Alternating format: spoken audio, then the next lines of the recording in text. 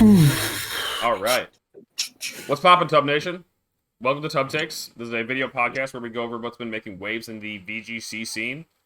Today, I am joined by special guest Justin Tang. Hello, Justin Tang. Yeah, we got the unironic panda himself here.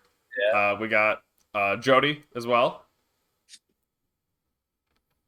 And Jeudy is super muted. Jeudy, are you hello? Okay. Hello.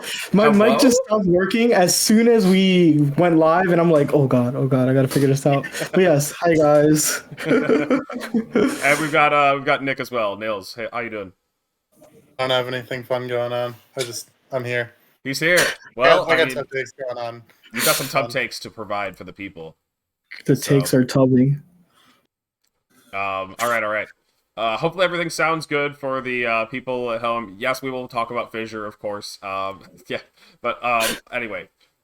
This is Tub Takes. This is like a video podcast thing. I already kind of explained, but we're going to be talking about upcoming current events as well as the tournaments that took place over the weekend. We've got Sydney and Fort Wayne to talk about.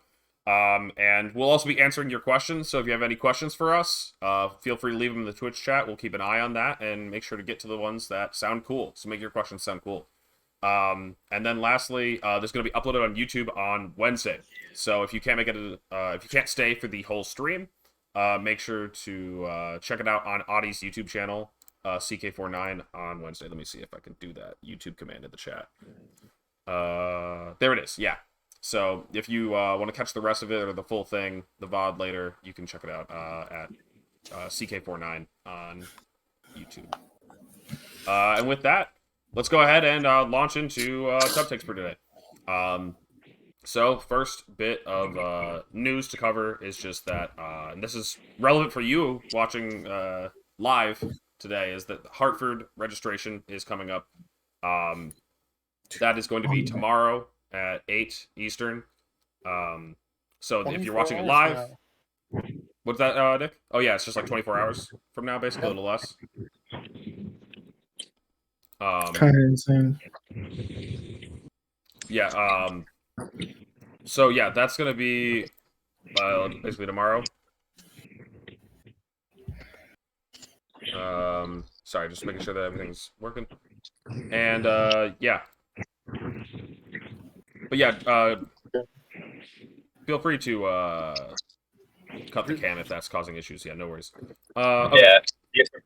A really short window that they gave us, just April 2nd, they're announcing it, and April 4th is when it's actually going up. I'd like to get more lead time on this, just to, for word to spread. It's the way they're doing it, so hopefully everyone who needs to see it sees it. Yeah, this is, I don't know how big we expect this one to be. I know that Charlotte was very big. And it's like generally pretty cheap to fly in New York, right? Like, they expect this to be one of the bigger regionals, like, despite the fact that it's not early in the gen, so you lose out on some new gen hype, but I wouldn't be shocked if it hit like 600, 700. I don't think it's going to be the biggest tournament, but yeah. Anybody here planning to go to this one? I will not be going to this one. Oh, you're not going to go? I'm not going to this one. Yeah, I'll be attending. It's speaking from experience, like, just it was $70 round trip from Detroit to New York. So, yeah, there you go. I mean, that is just a great example of it just having good. Like, I was like strongly considering doing Charlotte, and then flight prices for Charlotte didn't make sense. It was like $300 or something, or worse, or it was just not great. And Hartford flights were as cheap as they were, and it was just like, okay, it does not make sense to do Charlotte anymore. I'll get my 6th regional. And yep. So, yeah. Wait, Jeudy, did you say if you were going or not? I'm like 50-50 on going at the moment. Oh yeah, I remember this. Go ahead. Yeah, I basically now have my World's Invite by breeding, so I was trying to go to a concert, but it might not happen, so there's like a solid chance I will probably be at Hartford. Wait, are you in Hidden Clouds? Yes, that's what I want to do. Are you going to Hidden Clouds? Yeah, I'm not going to Hartford, so going there. Bro, hold on. Okay, you see, now I know someone that's going, so I might not be going to Hartford. Yeah, I'm going to day 2. I'm so going to Sunday as well. That's There we go. Yeah, so you know what? yeah, all There we right. go, yeah. We'll figure it out. We'll figure it out. What is this event again? I can't That's remember. why I'm not going to Hartford. Jeudy, what is this event again? I can't remember. It's a Head in the Clouds. It's a 88 Rising festival. Lots of like big Asian singers. But yeah, Oh, that's it's awesome. pretty cool. Yeah. Oh, that's so we will. That is so funny that you're both going to that. That's Yeah. So I maybe just want to spend my money. Yeah. Maybe signups won't be filling up instantly because too many people are going to this. Okay. So yeah, that's a reminder. Just about a little bit less than 24 hours from now, if you're going to Hartford, make sure to sign up for that. You know, the signups have been crazy. I know we've all experienced that, and so you don't want to miss it if you're planning on attending. If you've already booked travel to it, make sure to do the most important step: sign up for the tournament.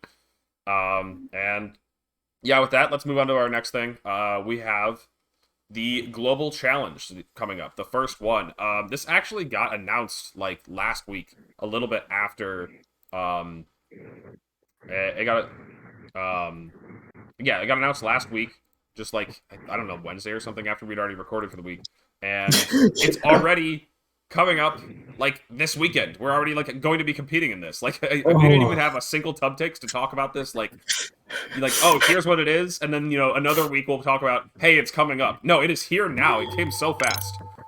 Literally. Yeah. It's just here. It's another regional. Get ready. It honestly doesn't pay out that differently than a regional. We'll be talking about the payouts for that and Premier Challenge, but like we can just pull that up now. So this thing's paying out 160 for first. Does anybody remember what the number used to be for online competitions? It used to be 50 for first place. It was an MSS. And now it's a regional. And now it's a regional. What the heck? Let's go. I'm here for this. Crazy, yeah. Very good question from DQ3640. Do we have to lock our team in before entry? You lock your team in with entry, I believe, which is different than it has been in years past. So hopefully nobody that's already signed up got screwed over by this. But you lock your team in when you sign up. And this is I'm kind of confused by that. This is so strange. Yeah. And so the usual time for these things is for people who haven't done these before, it's usually like 15 battles a day over the course of the weekend, and it starts at like midnight UTC. And so for like US players like us, it's starting like 7 or 8 p.m. Eastern or something like that. I can't remember which side of daylight savings we're on currently for that. But yeah, so that's gonna start on Thursday night, and you can play 15 battles, and then Friday, at the same time, you can do 15 more battles, and then Saturday you can finish out. Important to note that your battles do carry over, so if you want, you can play all 45 on Saturday night or Sunday. Just you gotta make sure you complete them before the deadline, which is going to be that Sunday night at that same time around global UTC 0 midnight. Yeah. Wait, so What's that, Justin? I just got a general question about it. So, like, if you don't finish your 15 games, are you allowed to carry them over to the next day, or You do carry Yes. over. Yeah, and You gain access. You gain access to 15 more per day. yeah. So you can just play all 45 on the last day. You can play like 8 on day 1, and then the rest later. Yeah. So this is gonna be like the definitive best strategy. But what I've done in a lot of these is to compete right when the competition starts, because oftentimes they have some kind of like in-game reward. The one that Nick got second in was giving away like Mega Stones in Pokemon. Yes, and it was the only. It was the first one of Sun and Moon. Sun and Moon. Sun and Moon. Yeah. Yeah, and it was the only way to get like 2 Mega Stones. They just didn't have access, so it had like 100,000 signups. Yeah, that one. And so Rajan won that one, and it was the biggest tournament of all time because they had like 100,000 entrants, because you could get Mega Stones by playing 3 games.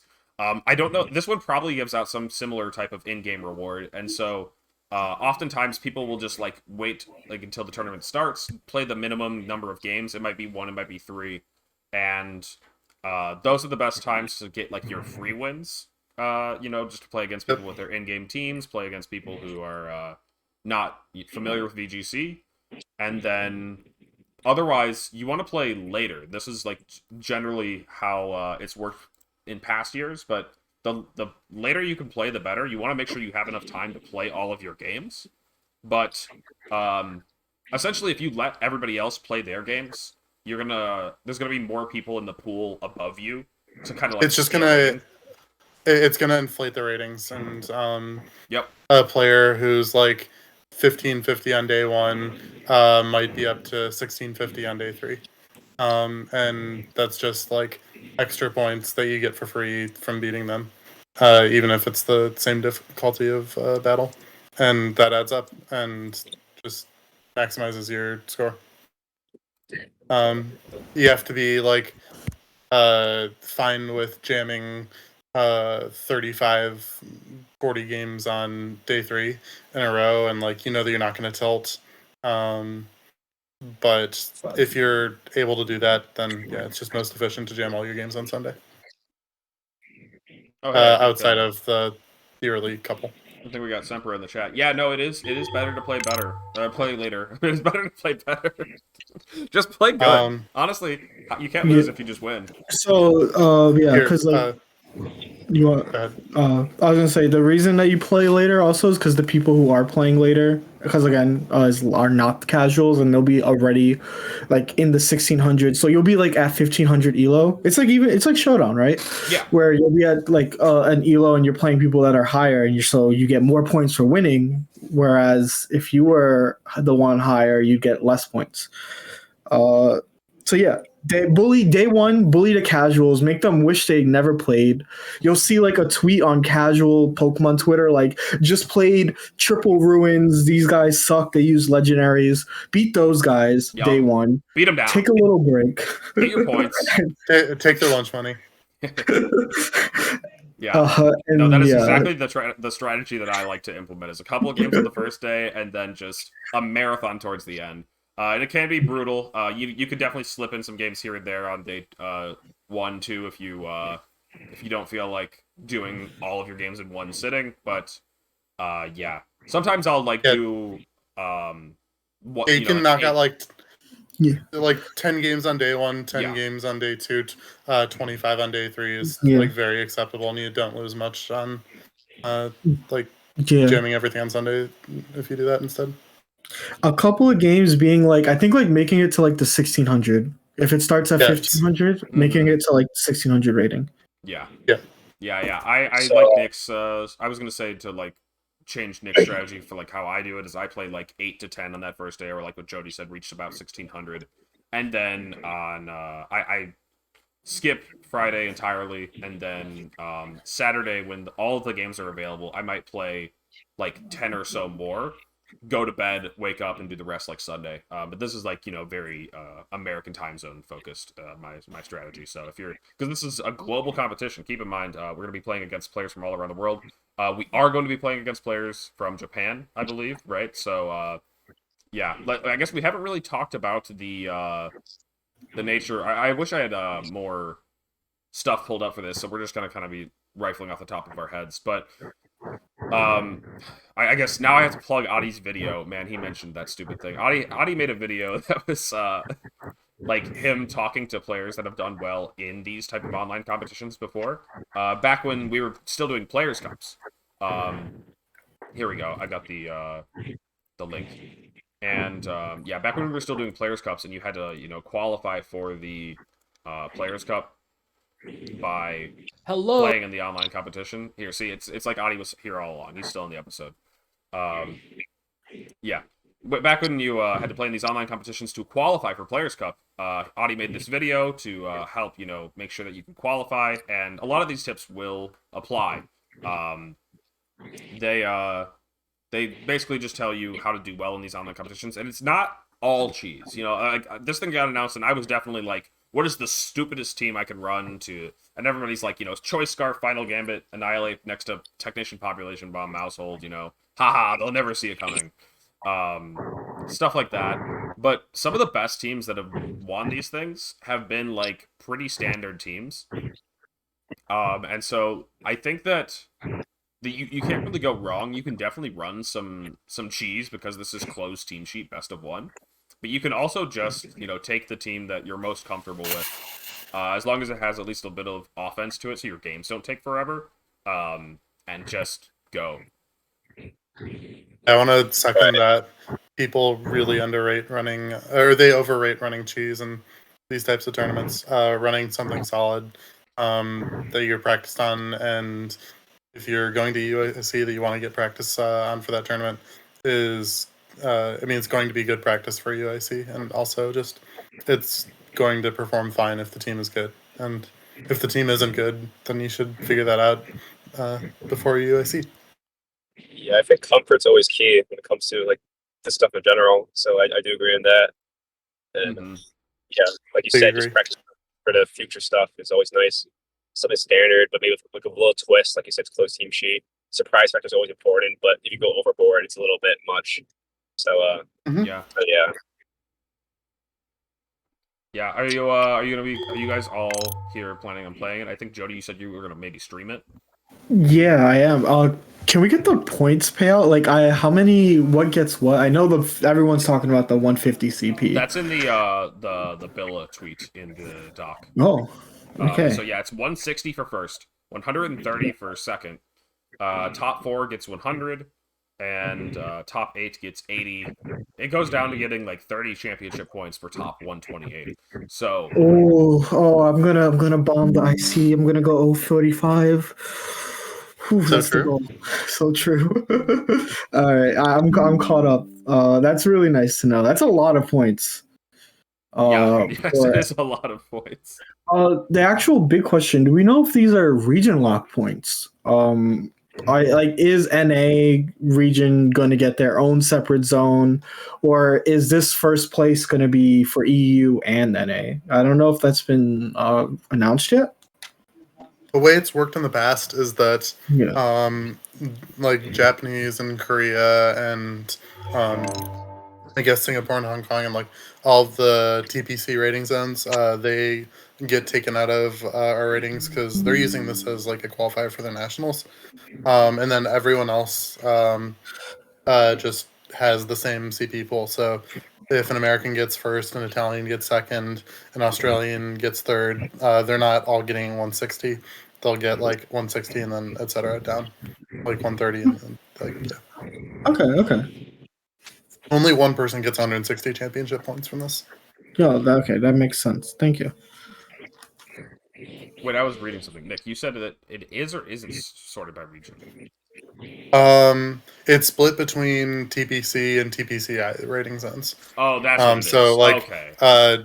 Japan, etc., are removed from the ratings, and then you get the championship like point standings ordered. Okay, or that like makes sense. Yeah. Standing. So it's like an IC. Like if Gavin wins Australia, it doesn't mean that the best Australian is going to get first 500 points. Yeah, it is a global event, but separated from Japan and Korea, like you mentioned. Okay, so yeah, with that, good luck to everybody in this one. I'm gonna be playing in it. I plan on it. I think I might stream it. We'll see. Honestly, this is probably like the best event they could do for our Twitch channel to stream because we have like a number of people who can stream on the channel. Honestly, true. It should be I'm going to talk about it in time. It's going to be a 72-hour stream where at all times somebody is playing IC games. That's actually baller. Could you imagine? That would high key be really sick. All right, we'll talk about it with Adi, but it sounds unbearable, but at the same time, so cool. This is the kind of content we were made for. Okay. We really were. But anyways. So yeah. We'll see about that. But yeah, I think that's gonna be it for the global challenge. I'm excited for this. But we have some other things to talk about. Namely, locals are coming back. So that's really exciting. And they announced that like Premier Challenges are going to be hosted. They're not going to do mid-season showdowns, which were just kind of larger Premier Challenges that rewarded more points, were hosted less often. Um, and we're often abbreviated to MSS. Premier Challenges or PCs were the most basic entry level local tournament hosted back in the day, and we haven't had them for a minute. They give at the point table is here on screen. These were typically hosted at a local game store. Some regions had more tournament organizers than others, and so there was a bit of a disparity. They have a BFL of 2, so that kind of is in line with what we last saw from Premier Challenges. You could get 2 in a certain time period. It was like 2 per. I don't know. Stipend cycle, basically. Yeah, it was like per the stipend cycle. Per season. Yeah, what they called them like seasons or stuff. Like nowadays we have the series, but like the best way to like look at these is like the best way to explain it is back in 2019 when we had Sun Series, then Moon Series, then Ultra Series. You could get like 2 Premier Challenge finishes per each one of those formats. The formats change a little bit more often than that these days, so it's kind of hard to compare. But 30 points for first, and this is awesome. I mean, like this is going to be really good for people that haven't been able to, commit to traveling, commit to spending $70 on entry fees, or haven't been able to register for a tournament months in advance. In the 3-minute window that you get to sign up for these things. This is just awesome that locals are back.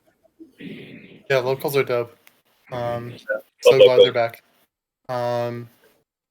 I think that the BFL of 2 is a little bit responding to like worries from people about MSSs or League Cups really skewing the grind or the like chase for stipends. Oh, talking about D2, yeah. Yeah.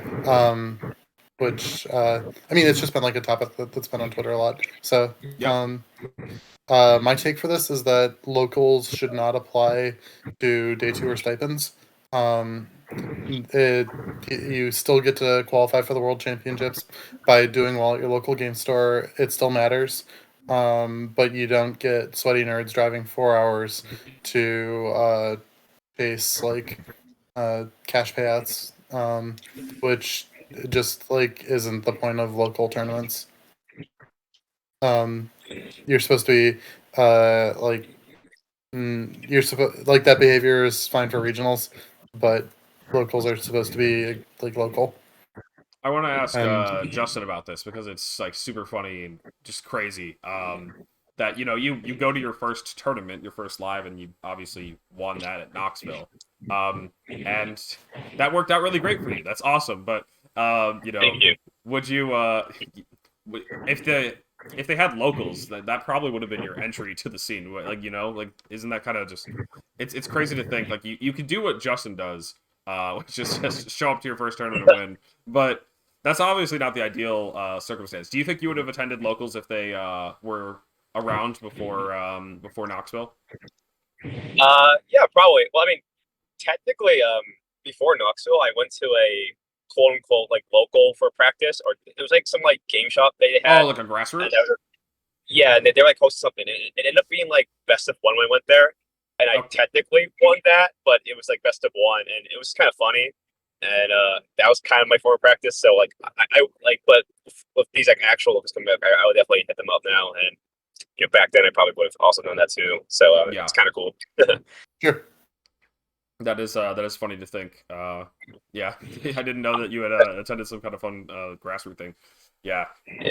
We'll talk more about that when we get to the stuff later, when we have a couple of questions that I got for you. Talking about Fort Wayne and all that, but I don't really know what else to say about locals. I mean, I'm excited that they're back. Premier Challenges are going to be great for people to try to finalize those invites. I know that like Jeudy, are you at 290? I am at 290. All right. Perfect.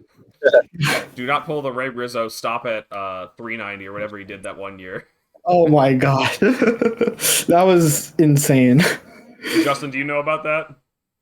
What happened? So, you know Ray Rizzo, of 2018. course, right? Ray Rizzo, it was in 2018. He played like the first half of the season, got to 390 points, which is 10 points shy of an invite. I was 370 maybe, so maybe 30 points shy of an invite. And then he just didn't play the rest of the season. He commentated some events and just stopped. And What? just didn't get his Worlds invite. And it was like it was so such a letdown because he had like tweeted out at the beginning like his classic like stop at nothing image, like Ray Rizzo is back, baby, like he's here to take names, and then he just stopped entirely. You stopped? It just stopped. Why? You're so close. Yeah, I don't even know if he ended up commentating Worlds or not. I don't know what I mean, Ray's currently living in Japan. So I don't know what his current deal is. He's probably gonna be at this Worlds thinking about it, right? He's gotta be.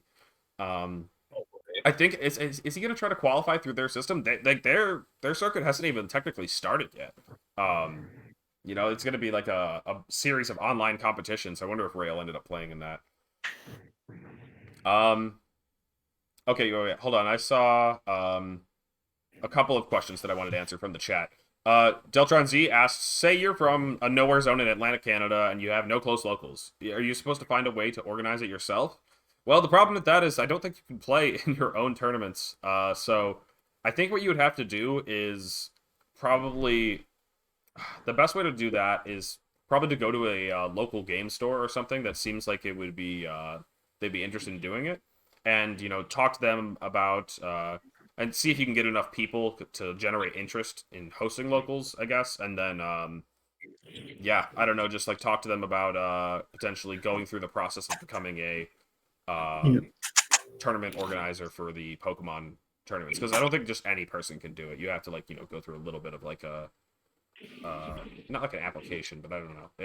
And like the thing is you can there's a process. Yeah, there's a process. You can host the smaller ones, before you can do other things. So like, for example, when I was talking about those mid-season showdowns earlier, not every TO could host those. You had to be approved, but the lower level, there's got to be an entryway at some point, and so I'm sure that that's probably the best route I can recommend. But it is kind of just yeah, the professor process, is a bit of a mess. There was another question. Do you think that regional number will be impacted with locals and the ICs coming back? I actually don't think so. I imagine that we're still going to be getting the same level of attendance. Tournaments have been capping like crazy, and it is nice, but that we got locals in this online competition. But I think this is just going to be another way for people to round out their invites, but we're still going to see people attending just as frequently.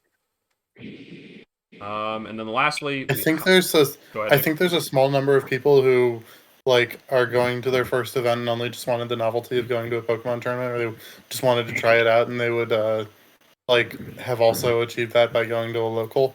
But I don't think that's a lot of people. So I think that the numbers should largely be unchanged. Yeah, especially numbers if it's capping.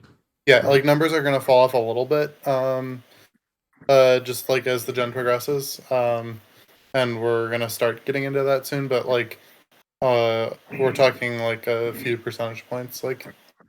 It's going to stay. It shouldn't fall off very hard. So we had how on earth do you handle the pressure of playing in Worlds when you have been earning CP all year? Everything is on the line. I honestly I don't really know how to answer this, except that the more experience you get playing the game, the less pressure there is. Yeah. Locals will help because you can kind of work your way up, right? I don't know. What do you have to say, Jeudy? I guess for me, it's the way I think about Worlds is it's the culmination of all your hard work, and more of a celebration of it. Playing at Worlds is an honor. So I think it's very easy to psych the way you worded it. It's very easy to psych yourself out because you're you prepared, you did everything for this one point, and now it can all be blow up in your face. But I think just playing at Worlds is an honor, and anybody that qualifies for World, anyone that shows up day one, should just be really proud of themselves, pat themselves in the back, like whatever happens, happens. And that's probably the best way to deal with the nerves of playing in Worlds. That's basically what I have done in the 2 Worlds that I was pretty successful in. How well did you do? I got second in 2014, and I made day 2 of 2016, and I 3-3 dropped because of some unfortunate things. But I was still very proud of my 2016 performance. Wait, you got second in 2014? Was that the year that Seijin won? Yeah, you know. Oh, I love that guy. Me too. This guy that bought the Pachirisu, right? Yeah, the Pachirisu, yeah. Oh.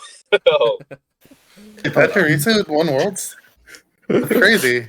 Crazy. Man, nobody talks about Jeudy's team, though. Jeudy's team was crazy for that year. I do enjoy it. I'll gush about it later. Yeah, right.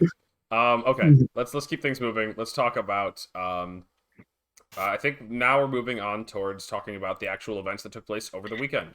So the first one that completed was actually Sydney Regionals, which, oh boy, I realized the thing we have to say when we're talking about Sydney Regionals, the round 1, everyone's talking about it. Oh my god, yeah. It was really funny. I mean, honestly, it's about as amusing as it gets, and honestly, Justin, I'm gonna have to ask you for your take on a certain one-hit KO move.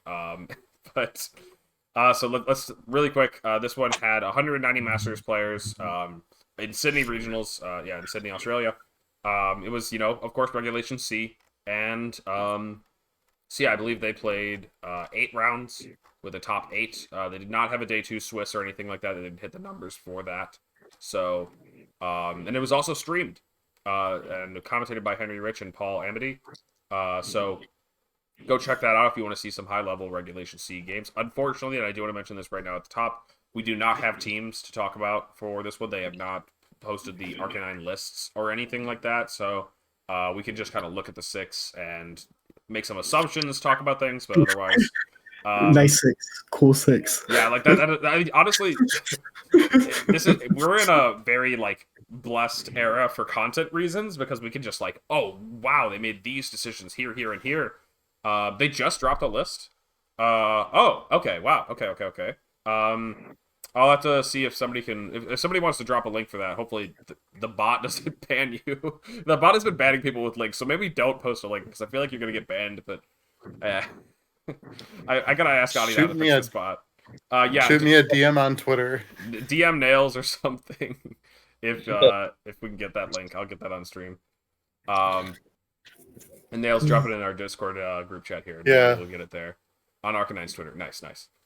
Anyway, what was I saying before that? Oh yeah, we're in such a blessed era for teams, and because back in the day when I did the Hyper Voice, my old podcast with Steven, we would just have to just look at the teams and just be like, yeah, that looks cool. I imagine those 6 Pokemon do really good stuff together. They probably have great synergy. There's a fire type, a water type, and a grass type. Of course, we gave as much insight as we could, but it's just there's so much more to be gained when you look at the open team sheet. But yeah. Okay. Whose teams do we want? Do we want Liam Gilbert's? We do want Liam Gilbert's. Okay, let me grab that one. Computer's going slow. I've got the full thing here. Liam. Okay. I'll be putting him on stream here. Oh wait, what?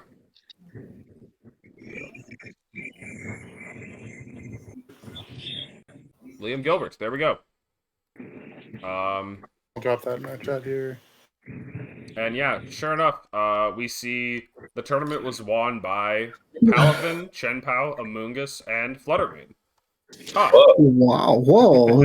Crazy. Are you sure you're not talking about Fort Wayne? I don't.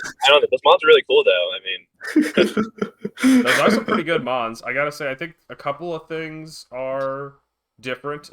Justin, I believe you had Sucker Punch on your Chenpao. I did. Okay, and then what was your Amoonguss item? It was citrus berry. The citrus berry. This one's Wiki berry. Okay, the Gothitelle has the citrus berry. Yeah. And then the Fluttermane was booster energy, right? Yeah. Okay. Booster Seed, or was it booster? No, this one is Life Orb. This one's Life Orb. You were booster energy, right? Oh, yeah, I was booster energy. Yes. Yeah. Okay. And the Iron Hands is Swords Dance, which is kind of cool. I guess there's a whole different mon, but like that's cool that they have that as well. Yeah. This is the Fake Out, Trick Room, Psychic, Helping Hand, Goth, and then the Swords Dance, Iron Hands. The Gothitelle not having Protect. I mean, the Fluttermane doesn't exactly have Perish Song, so the team definitely plays a little bit differently. And yeah. So, okay, before we even forget about it and, like, you know, move past it, we will mention the stream thing. Round 1 on stream, they streamed, I actually don't even know who. I could actually scroll down here probably and find it. Day 1. Jesse Beard versus Ryan Herkus. And the Ting Lu was on the field turn 1 across from a Glamora. The Glamora switches out and goes to the Wo-Chien, only to drop instantly to a Fissure. The Fissure, turn 1, game 1, turn 1, the Ting Lu clicks Fissure, and it lands, and we are here in Regulation C. Regulation C has now started. This is, honestly, I would not have it any other way. Before we jump back to talking about the teams, I think they talked about it a bit over the weekend, and it's the topic on everyone's mind. Fissure, you know, you can literally tweet out the word Fissure and get 1,000 likes on Twitter. It's so stupid. I tweeted it twice. I mentioned it in our chat once that I was going to do it, and then Jeudy got like hit by like 3 Fissures on stream and did it, and I was like, you know what? That's just the best time to do it. Okay. I want to start with Justin. Justin, what do you think about Fissure? I think Wolfie were they really bum stream when he was up there. I don't like Fissure, man. Like, it's a move. I mean, I feel like if you're relying on it, it's not really great. It's also really inconsistent, and I mean, it's at 30% chance. So I mean, like, I guess go for it. If you put yourself in a good position, you have to go for it. I guess. But if you're just clicking it, it's just so silly. So like, I mean, not gonna lie, when Joe was playing that top 4 match and he got the freeze, I was kind of happy. I was like, I didn't want to go for Fissure. I didn't like that. It's just annoying, you know. Like, it kind of sucks how the game can be like that, but it's like you can definitely play around it. But it's just a weird move. I don't know. Yeah, no, that's very real. Like I think one of the best takes I saw on it was from Z, where she said that she likes to have moves that she can game plan around, and Fissure doesn't feel like a move you can game plan around. It feels like a move that, yes, can bail you out of situations, and it also, I want to, you know, give credit where it's due. Like, it does allow Ting Lu to beat Pokemon it can otherwise never beat, like, for example, Wo-Chien, or like Dondozo. Those are Pokemon that, you know, you're maybe able to hit them with a Ruination, but in an actual 1v1, Ting Lu's never gonna, you know, KO these Pokemon. And so Fissure's, you know, great for bad situations, great for, you know, just taking out those Pokemon, but it is kind of hard to game plan around. And I do think that Ting Lu does have some other moves. I do think that Fissure can be the right call on some teams, but otherwise, Ting Lu does have some niche options. We've been seeing Stomping Tantrum, Ruination, and Heavy Slam, kind of like the standard set on both the Assault Vested ones and non-Assault Vested ones. But it has a number of other options. It can run the Dark Coverage, Payback, Throat Chop, Stone Edge. I don't know. There's a lot. Go ahead, Jeudy. Yeah, I think at least my thought on I think Fissure is really good, but I think that the Mon has a lot of sets it could be running.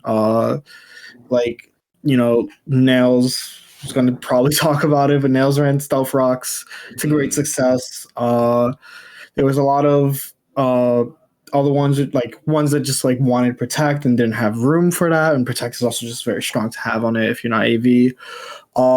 The Mon just has so many stats and stays on the field that it can really do anything. I think that with Fissure, it's another move that can swing games, and I think that I don't like I said this in just like our Discord tub blah, blah, blah. Yeah. But like I think that this like Fissure isn't gonna get like Timothy McGee, who's like it's their first regional and they only click Fissure. They're not gonna get a top 4. They're not gonna get a top 8. They might make like top 32, right? Because they could get a Fissure. It's a really good move. But I think that the players who are already like good, when they use Fissure, they'll be able to identify the scenarios where they should use Fissure. I think Paul Chua mentioned like had scenarios where Fissure, like Paul would not have been in a position without Fissure for he mentioned for like a few of his sets. Fiona got top 4, right, and hit Fissure, and these are really good players. That it's just it's scarier the better you are. But that mon just has so many options. What makes Tinglu good is how many stats it has, so it can really do anything. But yeah, I think that Fissure gets worse. I think that people get better at playing against Fissure, but I think that it's our first week, and we're all new to this, so no one has ever played with variants like this before in VGC. So it's going to be a little bit of a transition. But yeah. Nick, what do you have to say about Fissure? Fissure is super overrated by everybody. It's just not very good. I think that there are some teams that want it, like really defensive teams that can support their Tinglu, get it turns to click Fissure, and like let it. And they also don't have the tools to follow up on Ruination. Like those are the types of teams where Fissure Tinglu makes sense. I think that like maybe 10 to 20% of Tinglus actually want to have Fissure on their set.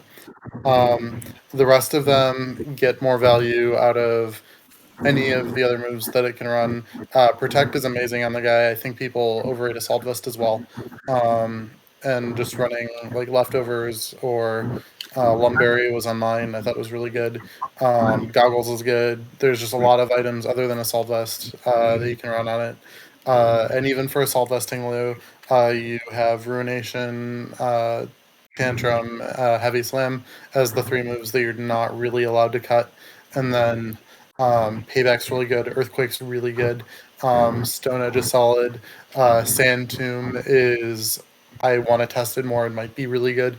And then like maybe Fissure is like the 5th best option for the 4th move, and the first 3 moves aren't droppable. Like in a lot of the situations where you need Fissure to out a really bulky mon, Ruination also just does the job. Part of this is also Tinglu is just not very effective. It's like not as effective in the back. You generally want to be leading it, I think is fair to say. And Ruination is at its most effective early in the game, and this just goes along with that. I'm not completely sure on that. It might be capped to say that Tinglu is less effective in the back, but I think it's a bit of both. So it's a big stat stick, and it doesn't have ways to like. It doesn't have priority like King Gambit. It can't like throw out a sucker punch before it goes down. It just has to be eating hits, and then it gets to hit back. And so it generally wants to make sure that it's not losing a turn of value by switching into hits, because it like Incineroar and Rillaboom, they can switch in and fake out, and they're living their best life. That is very much not Tinglu.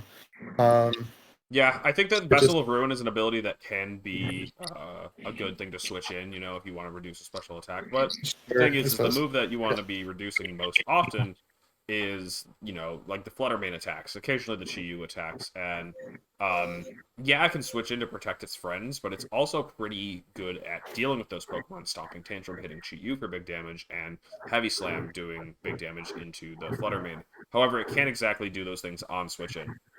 It is, and then yeah, as Nick had mentioned, Ruination is just a move that is a lot better early game to help set up, you know, for the offensive friends of Tinglu. But Um, yeah, oh yeah, I also want to say that like if it didn't have Ruination, then yeah, Fissure would have a lot more utility as just being a way to deal like universal defend. damage. Yeah, it deals like true damage is a reasonably good term for it, but yeah, Ruination is just like 50% of a kill uh, generally, and it's something you can play around. Fissure is just not yeah you can't consistently plan around it. Mm-hmm.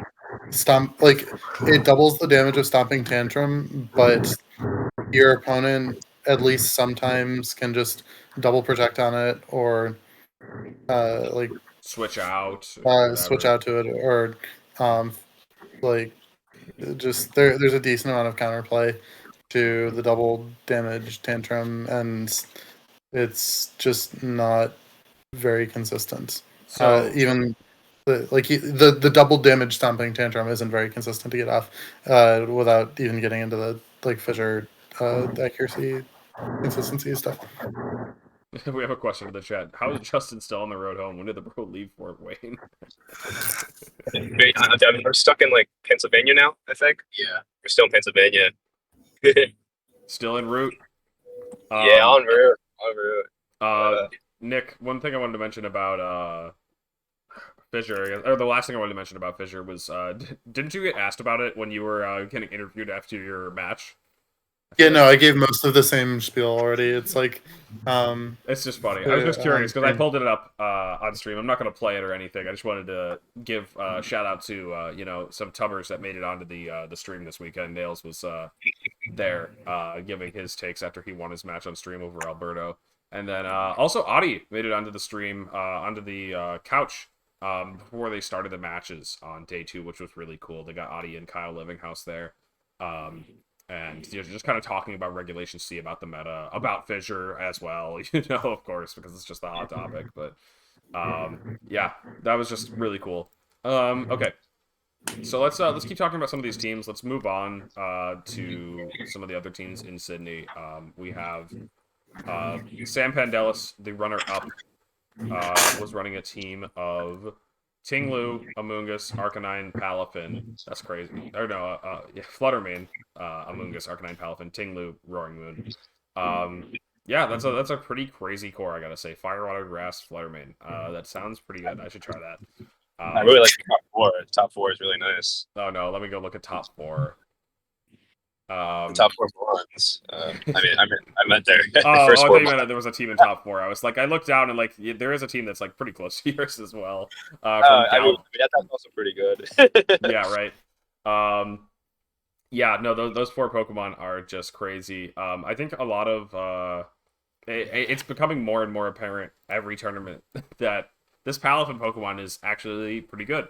I think Japan had been saying it for a long time that like I know Kunal kept referencing it. He just said like there was this one tweet from a Japanese player. I don't know if the whole community at large agreed with this take, but it was like you should either be playing Palafin or Cheese, and it was just like super funny because it was like here is the fair and balanced like broken Pokemon that you could be using. If you're not using that, like do just do something stupid. It's just like, you better be having some kind of gimmick that is gonna pull one over on everybody. I think it's funny because Pokealex made a tweet now that was like you should be using Fluttermane if you have a brain or something like that. So that was actually true. Fluttermane, I'd never leave home without my Fluttermane. Yeah, 75% of the teams had one in day 2, and that doesn't seem wrong. That just seemed all of top 8 as well. All the top 8 in Australia is yeah. What about I guess jumping ahead to Fort Wayne? Did it was? Oh no, let's go. Lev Wiley did not support the Fluttermane mandatory status. That is so funny. Okay, yeah, no, I guess we talked about Tinglu and its Fissure. Let's talk about Fluttermane. So it's probably pretty obvious for everybody in the call and like for most people listening, but they added 4 Dark type Ruin Pokemon, and 3 of them are hit super effectively by Fairy. Chi-Yu just enjoys having a Flutter Mane next to it, so it can support boosting the damage of it further. This Pokemon's got like such incredible stats, incredible typing. We've seen it all, ever since it's been legal. It has been at the top, and it seems just even like stronger into the stuff that we're seeing. It speed ties Chen Pao at the very worst. If you are choosing to go max speed. It also has the natural ghost typing, which can be pretty handy, immune to fake out, immune to extreme speed. This Pokemon just kind of has it all. Moonblast is a very overtuned move. So yeah. Ghost and Fairy offensively, they just don't have anything that resists them. You have to be like a Terra Poison Garganacl basically, and cheat out an extra resistance. Like otherwise, or you can be Grafaiai. Let's go and Grafaiai. get immunity. Pyroar. Oh, and Pyroar, Sure, thank you. yeah. Yes. Yeah. Okay. So there's like and Incineroar's neutral to Moonblast. Like, Hey, a lot of Pokemon are neutral, alright? yeah, but Palafin's neutral. it sure is. But so like Series 2 was like that was one of the major dynamics is Flutter Mane's broken offensively. But what changed for Series 3 is now Flutter Mane's also got a really phenomenal defensive typing too. Like and the offensive typing is probably better than it was in Series 2 because of all the dark types when it was already cracked. And just the defensive typing of like Ghost for what Alex mentioned, and just the dragons are actually good now. They because a lot of the dragons are just kind of stat sticks and they match up well into like Tinglu. Is my like level 1 explanation for why dragons doing dragon type things is better now. But yeah, like Fairy's just actually good defensively now too. So yeah, you use Flutter Mane on your team and you will win more. Yeah, this Pokemon is so stupid, man.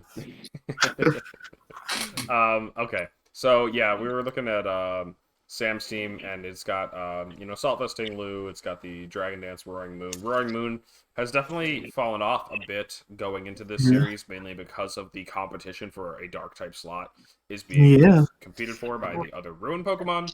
However, definitely still a lot of the dark type Pokemon that are, being thrown to the wind, I could definitely see making a comeback as, the new toy syndrome for Ruined Pokemon wears off. We saw Joe and Luca make really good runs with King Gambit. Another Pokemon that isn't really seen anywhere right now is Tyranitar. That's a Pokemon that could definitely make a comeback, and I'm trying to think of any other dark types that have fallen off, but I think those are the main Jugulus, Murkrow, or Hydreigon. Yeah, Hydreigon's not gonna make its comeback. I'm sorry, Nick. That's my current. It sure won't. I think that this series just has an abundance of good dark types, and as the format settles in, people will pick the right one for their team. That's a good take. And not just slap the runs. But yeah, that's a good take. Yeah, Big Sharp is good though. I only ran to one Iron Drugulus. Third Fort Wayne. Yeah, no, I think Jugs is pretty solid. It's like flying typing is kind of hard to come by, and so that's really cool. And then it's got like a pretty unique kit. I'll say that's like one of the main strengths it has. Is like it's a Tailwind setter that isn't Murkrow levels of power. It's a little bit more power than that. Obviously Murkrow does other good things that is good. I'm not gonna just like shit on Murkrow with Jeudy in the call. I think Murkrow is also really good. It's just like it's different than Murkrow, but it has the same typing. Yeah. Okay, so looking at some of these other teams though. I still want Mandibuzz. Like that would be so good. Oh, actually, Ryan Herkus, the guy who hit the Fissure turn 1 game 1 on stream, ended up making it to 3rd. Let's go. I hope there was a lot more Fissure in his tournament run. Oh, man. That's awesome. This is where Fissure can get you guys. All right? See? So, as much as the top players are telling you not to use it, don't listen to them. Just go out there. Keep gambling. Keep gambling. That could be you. That could be you. Okay, jokes aside, let's look at the team though. It's got those standard moves in the Assault Vesting Lu. Every lottery has a winner. Every lottery does have a winner. Thank you. A very important thing to mention is that this Tinglu was Terra Water. I think Fiona was also Terra Water. I didn't think that was a very common type going in, but I realized after I saw it on stream why people were doing it. It looks dope. It's just like Tinglu's bowl. There's just like this water erupting out of it, like it's a fountain. That's awesome. And so, that sounds so cool. Yeah. Oh, it's just like it's a garden like sculpture statue, fountain type thing. Like, if you could totally just like have a Tinglu sculpture with a fountain spraying out of it. I want one now. Me too. It sounds dope. Yeah. Oh wait, yeah, no, a Tinglu fondue bowl. Yeah. Okay, that would be that. Yeah, that's on the list. Yeah, I just that it looks awesome. I'm trying to see if no, it would take too much scrolling for me to try to find it in the matches. But yeah, that one looks it just looks so good. Defensively, Water is in a really strong position right now. And so yeah, like it makes sense if you don't want your Tinglu to be weak to anything while also picking up some handy resistances to types like Steel and Fire. That could be really cool. You don't resist ice because the only ice type move is Freeze Dry. Oh, I guess there's Baxcalibur. And oh yeah, we actually have another ice type now. We have Shenpao. Wow. That's nice type. That is an ice type. It's a nice ice type. Yeah. Okay, so let's go look at the I'm trying to see if there's anything else notable on this team, but no, just a lot of strong choices. The Glamora.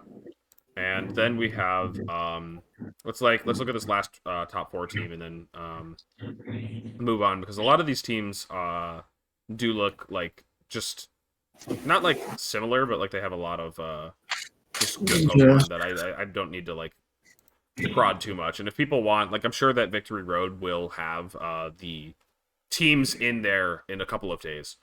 Now that it just got posted. Oh, that is a weird Flutterman, huh? In this other top 4 team. It's Dazzling Gleam, Shadow Ball, Thunderbolt with Booster Energy and Protect. Have not seen something like that. I actually saw like quite a few Thunderbolt Fluttermanes in my path. I don't remember what they hit though. It's for the Choice Spec set, but like it's for the Corviknights, Jeudy. It is for the Corviknights. You know what? Those Corviknights have got to go. Oh, what you guys don't have to worry about that. No one was actually using Corviknight, right? No one would seriously run. Yeah. No, Azumarill. Azumarill's kind of cool though. Yeah, we do have Azu here. Azu with Liquidation, Play Rough, Ice Spinner. It's just this is kind of a standard set for Assault Vest. Terra Grass. Azu is a really solid Pokemon right now. You know, we talked about 4 dark types getting introduced makes Flutterman really awesome. Well, Azumarill also has some handy tools that it can do as a fairy type, and mainly I like that it walls Chi-Yu. You know, you put an Assault Vest on it, and you're not going to take much from those heat waves from those dark pulses, while also threatening a one-shot back with Liquidation. It can be a really cool Pokemon. Priority is very strong right now. Go ahead, Nick. Yeah, it just like can eat a hit from Terra Fairy, Specs Moonblast, and kill back with Play Rough, or it can kill Sash Flutter with Liquidation Jet, or it can just like it also does well Shenpao. That's crazy. Yeah, and very well into Chi-Yu. Like it's neutral to Heavy Slam, which all the other fairies aren't, more or less. Yeah, most all the other fairies. I guess there's like the fairy typing. The fairy typing is so stupid, man. And so like one thing about it that's like extra stupid is like there you can run 3 fairy type Pokemon and they won't share any weaknesses. I was like looking at some fairy types over this like past weekend, and like you could run Fluttermane and an Azumarill and like a Klefki. I said Zacian when I originally said this, but Zacian is not legal. Klefki is, and all 3 of those fairy type Pokemon don't share a single weakness. That is kind of funny. Like they just this typing is so dumb, man. Yeah. I mean, I'd respond to you that I think that might just be steel and water being good defensive typings, but there's some overlap there for sure. Hey, Dane, thanks for the sub. Welcome to the stream. Yeah, they're silly. That's all I'll say. But yeah, I think Sydney has a lot of cool teams, and it had a stream, so definitely go watch that one back if you didn't catch it live. I know that a lot of people at Fort Wayne will probably be going back and watching that one. I'll probably at some point go and look for some of the interesting matches from teams that I think look cool. But yeah, with that, I think. Oh yeah, let's. I wanted to mention Liam Gilbert, who won. I think won this tournament back in 2017. Yeah, sure enough. Evan Smoke pointed that out to me before, so shout outs to Evan. And yeah, won back all the way back in 2017. 6 years later, winning the tournament. That's so fun. Yeah, that was supposed to be me this weekend, Justin. You don't understand. Oh, my bad. I actually don't even know if Justin knows. Justin, I was the one who won Fort Wayne last time. Oh, yeah. That's my bad, man. I just had to. I had to change my head. But yeah. Oh, we have Top Cut Calculator or Top Cut Explorer here. That thing's also awesome. That tool is really cool. But let's talk about these Fort Wayne teams. Sure enough, Justin Tang won this thing. Again, I thought that he already won a regional this weekend or this year. Oh, what's up with that? Yeah. Also, these names are so illegal. I forgot. People were talking about this. Like, Okay, wait. I can explain. All right. Okay, so I got a warning, but I slid by pretty well because by technicality, my Amoongus and Arcanine, they never been Wu Shan Shi, but they had no hyphen. So technically, in the rules, they're technically the full names. Yeah. So I didn't get I didn't get super penalized. So all I had to do was tell my opponents that they're nicknames, and they're a little silly. And the other ones were fine because they're abbreviated enough. But it was just because the Amoongus and Arcanine were a little too silly. No, the story I was telling other people, Justin actually shared his team with me earlier in the week, and I was like, oh yeah, let me ladder offer feedback. And every time I would load it up from like a different system, it'd be like, you can't enter ladder because your Arcanine is named Chi-Yu, or like there was always like a different Pokemon with the full name. And I'm like, actually, wait a minute. Yeah, you told me about this. You said like my Dragapult named Dragonite can't go on ladder, and I didn't think about it. I didn't know what that meant. I was just like, what are you doing? Why are you doing that? Jeudy, you could have warned me, man, that I shouldn't have actually named them for this tournament. Well, that's Showdown. No, that's just Showdown banning him from laddering with it. Yeah. Showdown doesn't follow TPCI's rules. I didn't know that you were gonna go through with it. I mean, it's my fault. It's my fault. I'm very good leader. That is so funny, though. I mean, we've joked for years about like different ways to like nickname Pokemon to get an edge. Like you can just name your Pokemon a different language, and that's like totally allowed. You can also turn off nicknames and just completely circumvent this. So like you're only getting the edge against people who have nicknames on. But another one that I like to joke about in years past was barcode nicknames. You just make your Pokemon a different series of capital I, lowercase L, in alternate orders, and like they're all unique nicknames. They are, because you can't just have 6 Pokemon with the same nickname, but if you make them all just unique barcodes, it would just be obnoxious to look at. That's awful. That's awful. No, that's all. Writes it down in his notes. Yeah, right. The next nickname thing. So the best one that I found is Mike D'Angelo had like his game plan was weeb nicknames, but mess them up. I don't remember precisely how he was doing it, but like just mess it up in a way that would like if you queue into a weeb, they get mad because like it's why would you name this mon this character? It doesn't make sense. And if you queue into someone who isn't a weeb, then they just get mad because you have weeb nicknames and they don't realize that it's bad. So you can get 2 different crowds with that one. I thought that was pretty good. That is. True. Okay, so let's talk about Justin's team. here. We've got the Choice Band Dragapult, a sashed Chien-Pao with a relatively standard set from what we've been seeing so far. The Booster Energy Special Attack Boosting Flutter, with just the standard 3 attacks Protect. Amoonguss, also probably the standard set. Arcanine with the Extreme Speed, Flare Blitz, Will-O-Wisp, Protect, and Terra Flying. Flying being a little bit less common of a Terra on it, and no Snarl. Sometimes we see Snarl instead of Extreme Speed, and then a standard Palafin. So, Justin, why don't you talk to us a little bit about your team and some of the choices that you made for it? So, I mean, I wanted to bet on Dragapult, and like you said, I showed Jeudy about my team, and it was kind of cool.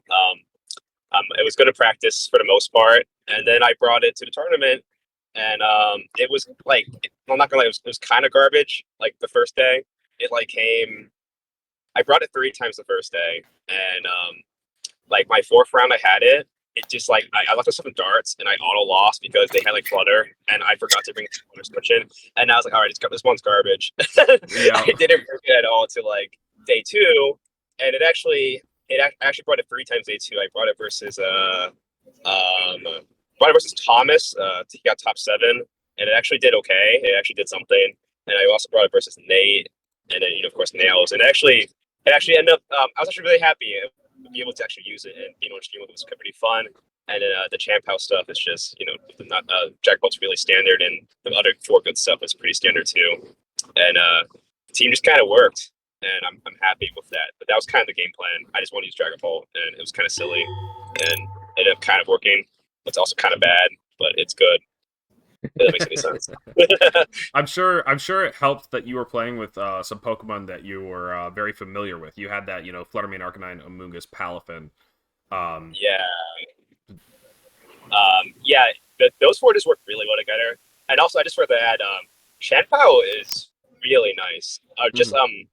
The Ruin interactions, especially with Chien-Pao and Chi-Yu, just the stuff you can pair with them is really nice. Like the calcs, even when Chien-Pao's not doing damage on the field, you support like things like Arcanine and Palafin, and you gotta keep this in mind. The only downside is you also lower your own defenses, so sometimes that would mess me up. Like in my top 4 set with Luca, he was able to pick me with Sucker Punch because I lowered my own defenses, and that something like that is something you gotta keep in mind. But if you play smart with it, you position Chien-Pao in great positions, you can kind of support your team really nicely.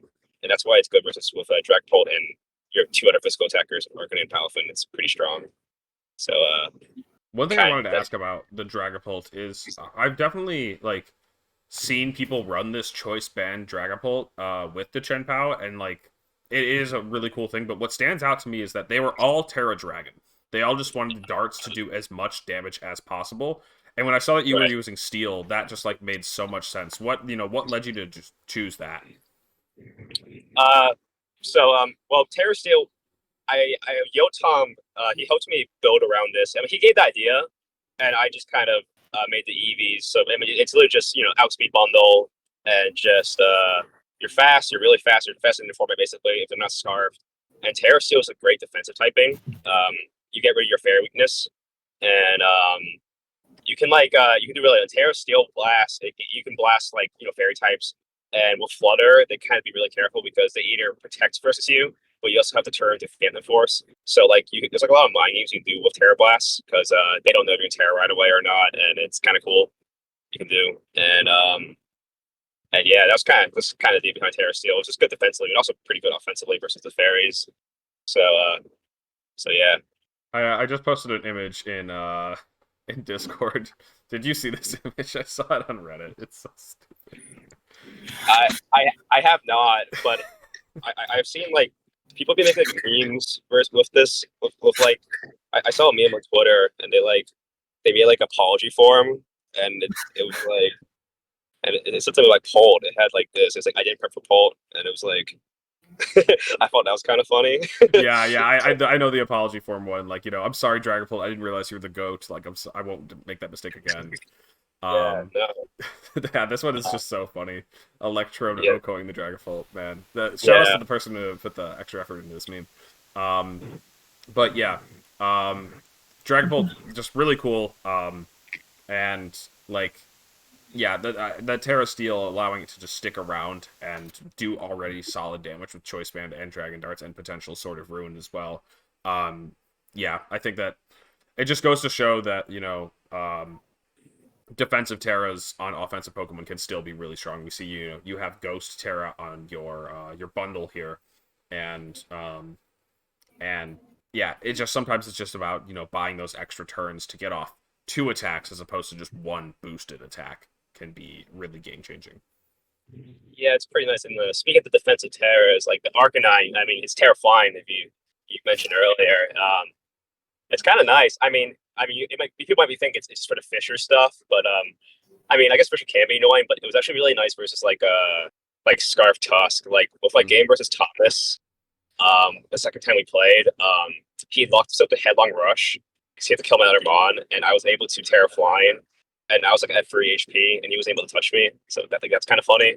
Like Terra Flying is kind of a nice team, especially when you have like 0 ground immunities on the team already. So defensively being able to kind of float in the air is kind of cool. but yeah. Yeah, that is like a good way to just lock up endgames. Like you Yeah. said. Yeah, speaking of, I'm looking at this team, and yeah, Nick, what are your thoughts on Thomas McCready's team? I think you played against it, didn't you? It was my only loss in day 1.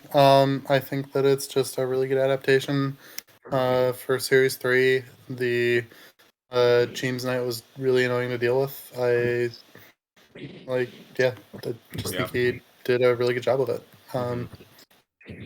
I imagine it's like funny, but like validating to lose to like what is essentially your own team is just like, dang, I did put out a good team. Yeah, no, I was like fine with it. Like it's out there. I put it out there, expecting it to do well. And Yep. yeah, I was a bit sad. I kept seeing that team at the same like rating as me. And I'm like, please let me pair into this team, please, because I'm playing like pretty much the same stuff, but I had Tailwind, so I was just like fast offense, but never got that one. I did play a few. I played a Lilycole earlier, so I was hoping day 1. So I was hoping to get the matchup with him. Still, really sick team. Why don't we just jump around and talk? Go ahead, Justin. No, yeah, you really popularized the team now. Like literally, he was my round 9, Thomas, and I also faced some guy that had the exact same team round 1, but it was like a little different. So it was kind of crazy. Like I had to basically call my round 1 and my round 9, and then day 2 again. So yeah, I mean it is scary. It is a scary team to face. Just like so many Pokemon, this format can use Sun well, and when there's just so many different ways that the team can blast you with offense, it can be a bit overwhelming. Yeah, the typings just work really well together, and I don't think it's going to be going anywhere. I think that some version of the Flutter Great Tusk Sun is probably going to be here for the entire generation. So get used to it and have fun with that. While Congrats. Go ahead.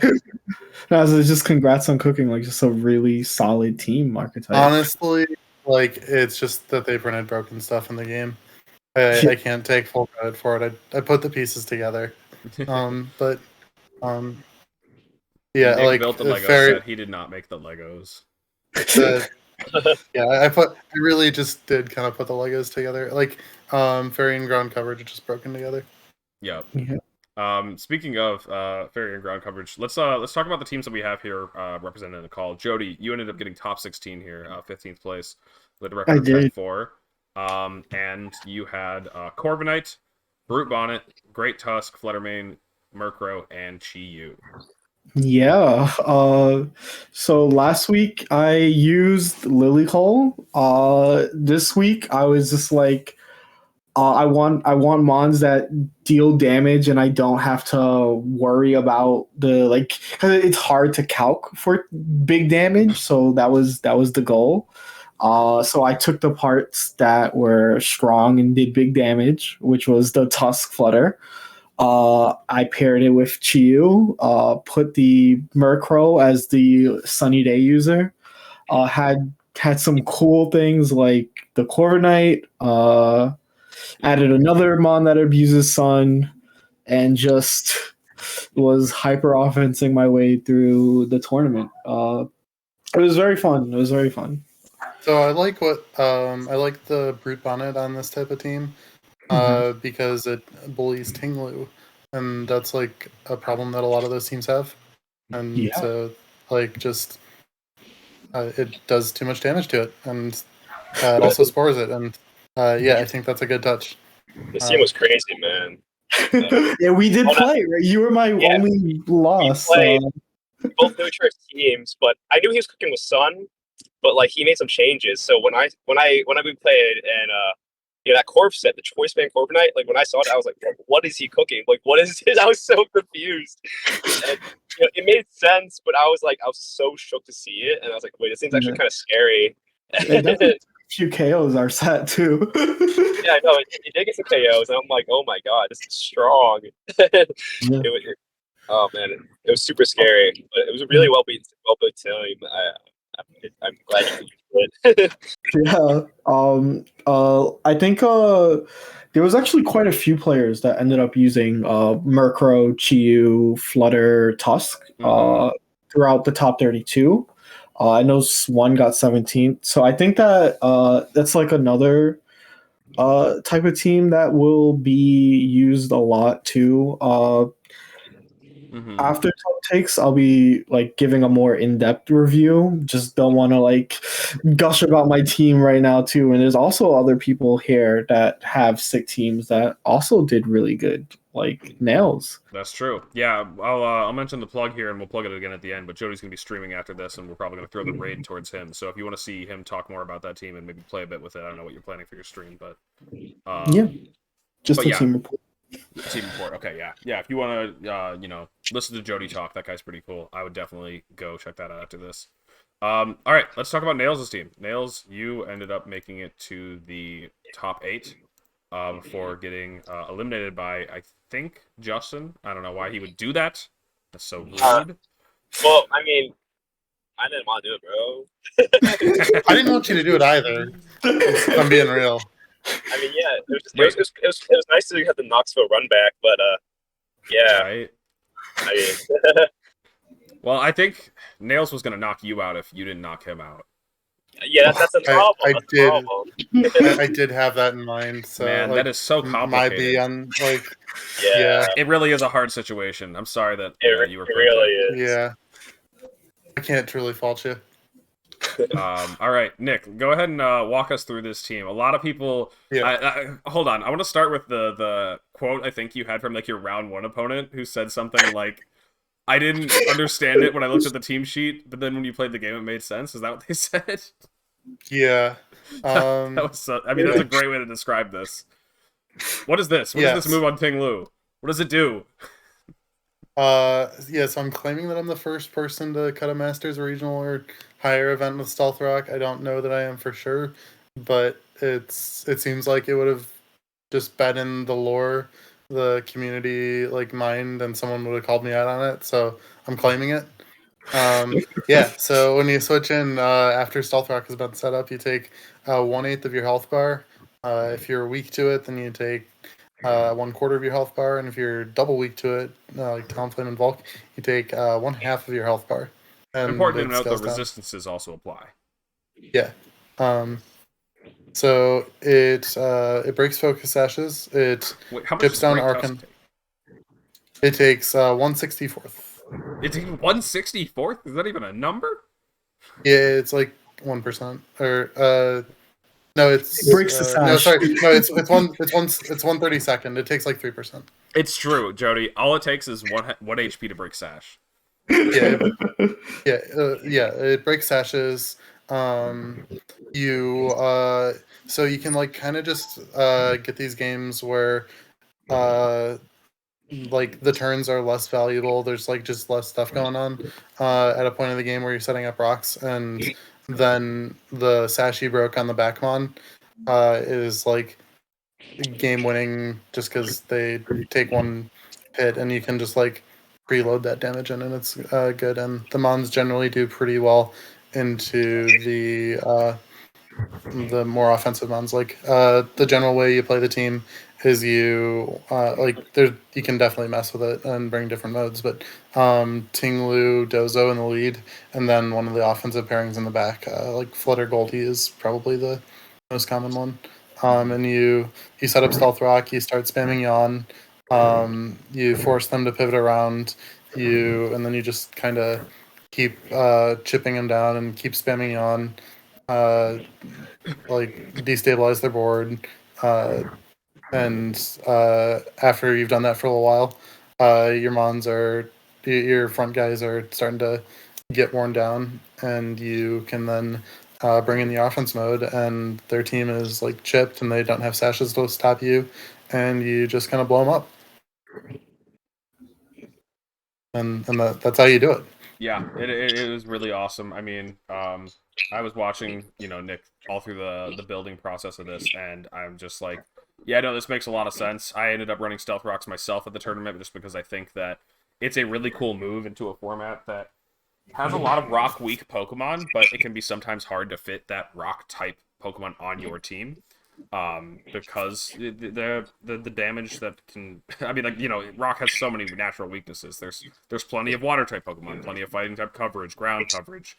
Like the rock types do have to watch out for a lot, but teams that can force switches and teams that can force or take advantage of the sashes being broken by Stealth Rocks is just super super awesome.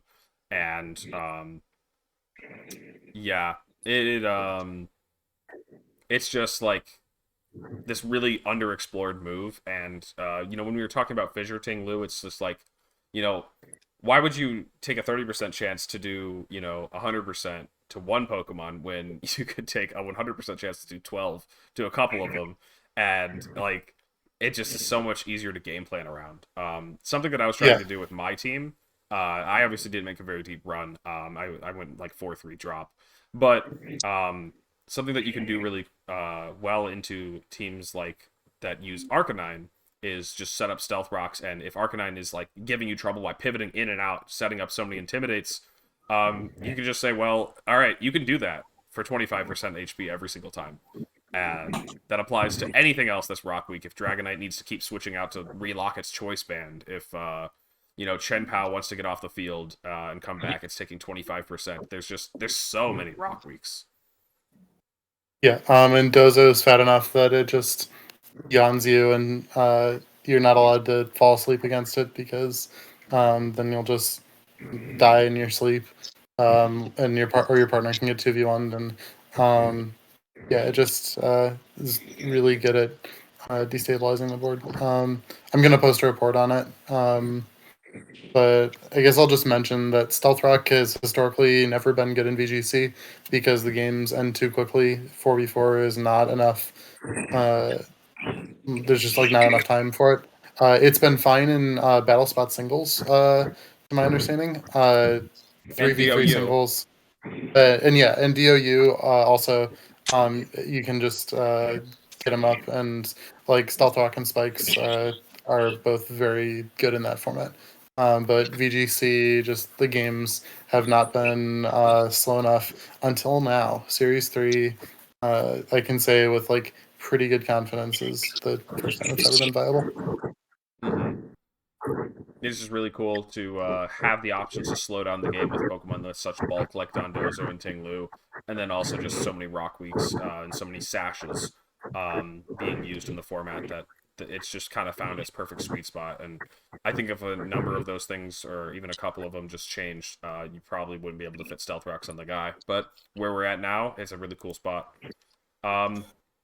So let's talk about the second place team from Joe. Joe UX9, second again. Kind of sad to see. Running a no ruins team, which is really cool. It's got King Gambit Amoonguss, Talonflame, and Fluttermane, Iron Bundle, and Garchomp. And so this actually looks quite a bit like some of the Talon Tusk teams we were seeing in Series 2. But Garchomp here instead of that Great Tusk. And then, I guess no ruins. I think that's like a really cool thing. I think Joe himself did tweet a couple days before, like, some of the best Series 3 teams will have no ruins, and he was definitely just hyping himself up, right? Yeah. He's also like probably not wrong though. Like you just don't need it. No. I mean, I was just saying, like, at the time, it was definitely like he had found his team and was like, I'm bringing this. I don't need a ruined Pokemon. I'm going to show you guys how it's done. Prove my own take. Right. And then but also, he showed almost all of us how it was done. He did pretty much show everybody how it was done. Apparently, you do need one ruined Pokemon, and it's named Chen Pao. Yeah, the fact that this was able to make such a deep run, and we talked earlier, dark types other than the ruined Pokemon still have their merit. King Gambit was putting in a lot of work for Joe on the stream. It's a Pokemon that Joe's been playing with for a long time too, so that I get, and yeah, just a lot of these Pokemon, not unlike Jeudy's team, just pair very well with each other offensively, and so. King Gambit's so good. It is. I mean, it's got many stats. It has so many stats. Yeah. It's almost like the Pokemon with very high base stat totals should be used more often. I know, whenever I play against it, it always like messes me up. Or it's just hard. It's just hard to play around sometimes, like because it has to run so many sets. Like his is AV, which makes sense on his team. And Lucas was ST. Like there's so many things you can do. It does so much damage. That's the thing. Did you play against Lucas? Well, top 4. That was top 4, right? I'm just trying to remember if that was your top 4. Yeah, that's my top 4. Yeah, it messed me up. 14. Yeah. He messed me up game 1 with he wouldn't protect it, and it just did damage because I was kind of like not respecting it enough and just thinking he would protect, but he just kept hitting moves and just did so much damage. Like the damage up on that mon's pretty insane. He just against me kept Sword Stance once and then spammed Kowtow Cleave until the game ended. Yeah, basically. And I was like, yeah, that was how my game against him went. Yeah.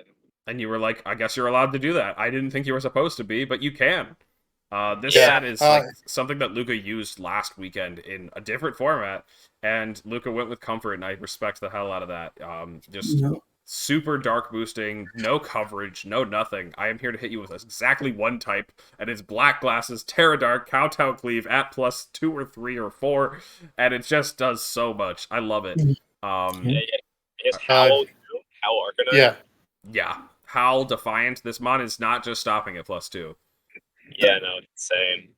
That's actually a take I had, which is I guess the same take that Joe posted, but basically that like teams and concepts that have done good in Series 2 are not gonna go away.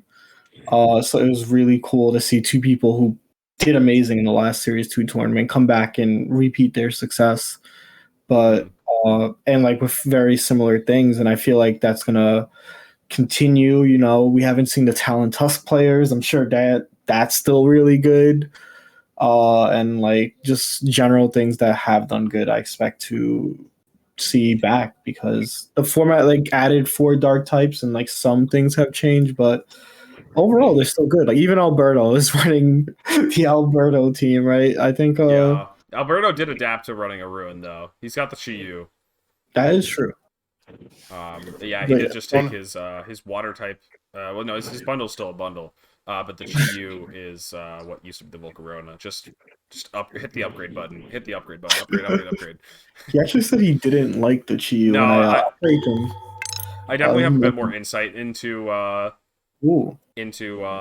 Alberto's like stuff, but I like that's like I'm also just been like kind of like I've been trying out his team. I was actually considering his team for this event, and so I'm not gonna like spill it all, but yeah, I do think one thing I do want to say is it's not just a straight upgrade. Like Volcarona is also a really good Pokemon. I don't think it made a very good run in this tournament, but it is still just like one of those Pokemon with a lot of stats that you gotta watch out for. Oh, Spooky, did you smart money Joe in last week's episode? Dang, yeah, that's awesome. Let's go. Okay, so some of the others. Let's move on to the next top 4 team from Fiona. Fiona, notably hit a lot of fissures on stream. Yeah, but I think that if you have the turns to do so, you can do it. And Yeah, so that is like a weakness of Luca's team, is that, or Lucas King Gambit specifically, is that Tinglu is just allowed to sit there and click whatever it wants into you, because it's mono dark typing and it has absurd physical bulk. So, wait, I thought Tinglu was a special wall. Yeah, so I guess we can talk about that a little bit. Like it's honestly a better physical than a special wall. It just also happens to be like have the best special deterrent ability ever printed. But it also just has 150 HP and 125 defense. Like, what? The Mon has stats on stats on stats. Oh, this guy's crazy. Yeah, so this was the team that also used Baxcalibur. Baxcalibur was looking really good. I think one of the other things that this team got kind of abused by, at least in the games I saw, was there are 3 Terra waters and an actual water type, and Bundle was just kind of clicking into every single Pokemon. But I think Baxcalibur was looking really good this weekend, kind of as a balance breaker. Some of those teams that rely on Fire, Water, Grass, and like Fluttermane. Fluttermane's going to take a lot of damage from Icicle Spear, and then Glaive Rush is just going to hit for so much damage into everything else.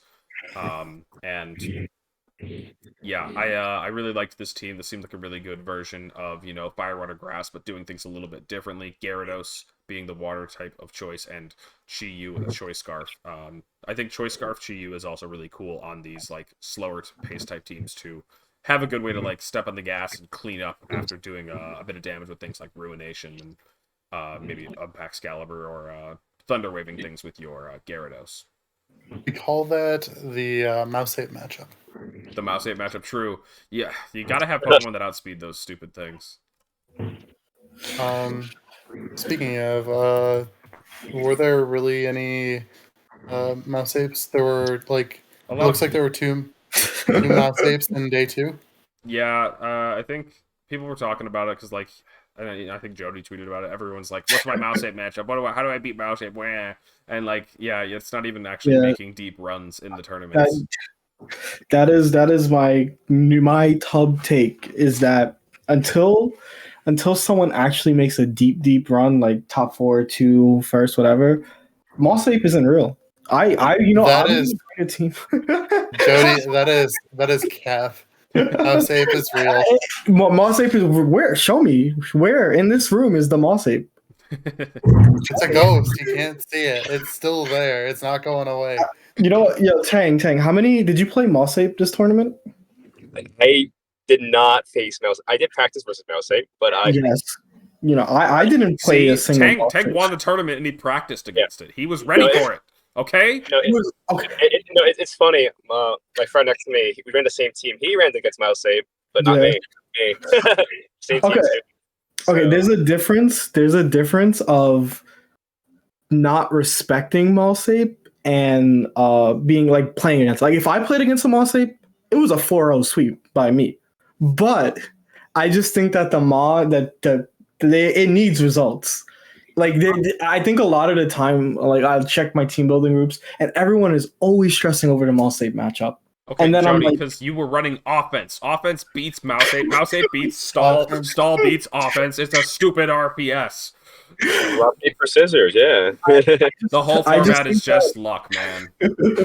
I just think that Mouse Ape does not have nearly enough usage yet, and I'm excited to be proven wrong in the future. As we like to say, a good term, complaint equity. If you run into Mouse Ape, you have complaint equity. You're allowed to say, like, you know what, I got cheesed. I wasn't supposed to run into that. Jeudy said it was bad. Jeudy said I wasn't supposed to prepare for it. I have no matchup and I lose, and this is stupid. This is Tom's fault. It's Jody's fault and Tom's fault. The tournament software. Can't believe they did this to me. It's no longer Pem's fault. So let's talk about some of the other teams. Nathaniel Sittler ran the same team as Fiona. Maybe I actually am just now realizing that. Is this the same sets? No, very different sets. Actually, like drastically, not like drastically, but a lot of different sets. Okay. So that's pretty interesting. I thought Fiona was the one with the Iron Head, but it was Fiona had a Helping Hand on the Gyarados. Yeah, Fiona had a Helping Hand. All right, that's lit.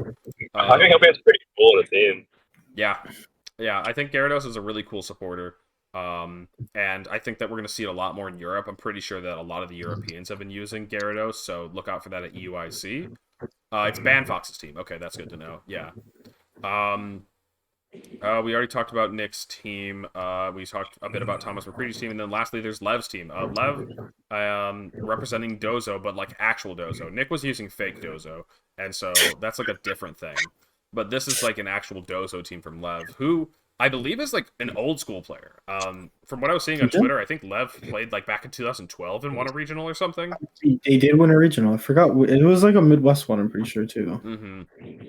Yeah, that is crazy awesome. Bringing back the Terraflying... Oh, wait, no, what? That's a fake Terraflying. What are you Terraflying defensively? Huh? Okay, no, now I'm lost. I'm sorry. What? Yeah. That seems like they're definitely actually scared of Fissure for that one. That is actually for Fissure, you're right. But what? Sub beats Fissure too? What? Yes, now you completely beat it. Okay. I sure? Like, so Order Up Earthquake does take forever to kill a Tinglu. Like, I can sort of get it. And if there's like a Moongus Tinglu and you've decided that Order Up Earthquake sub is the set you're running, like, I guess. And they also had 3 attacks Haze Qianpao. So lots. This beats taunt Fissure Tinglu. You don't want to get Fissured Sport. Yeah, I'm appreciating all of the scenarios that you guys are bringing up for why it needs to be this. I think it's silly. I think it's excessive. Okay, so we see that this is one of those Glamora Dozo teams. It's got the Feint on the mouse hold to potentially side proc as well as maybe Extreme Seed from Dragonite, but that might hurt a little too much. This Dragonite has Facade. Terra Normal Facade, I think, is really cool. If you're running the Choice Band Terra Normal Extreme Speed Dragonite, you are a bit prone to Will-O-Wisp. And also, this is a really cool tool against opposing Glamora. They set up, the Toxic Spikes and you're already Terra Normal, or if they, happen to, you switch in on a Mortal Spin, you now just have this, 140 base power stab move with Terra Normal. That can be really awesome. Yeah. And then the Chen-Pao was kind of tech to the mirror. We see a pretty typical set, but no Protect, instead opting for Haze. Some pretty cool choices here. Terra Rock on the Tatsugiri. Rock, as we kind of talked about earlier, is a decent defensive typing into some of the most popular Pokemon, so I guess I get it. Yeah, some interesting choices here. And congrats to Lev for making the deepest run with Dondozo Tatsugiri. Technically not the deepest run with Dondozo. I mean, Nick won on Rez, though. Did win on Riz. On Riz, of course. Okay, let's talk about some of the other teams that we found interesting. Yeah, I was going to say, I think the coolest thing about Dondozo development is the 2 highest placing Tatsugiri Dondozo were Terraflying. Jesse as well did use Terraflying. So this guy got the blast. And see, I'm here for Terraflying Terra Blast. I did want to talk about Jesse's team. Played against this on day 2. Yo! And the Bard! Their Dragonite was cooking.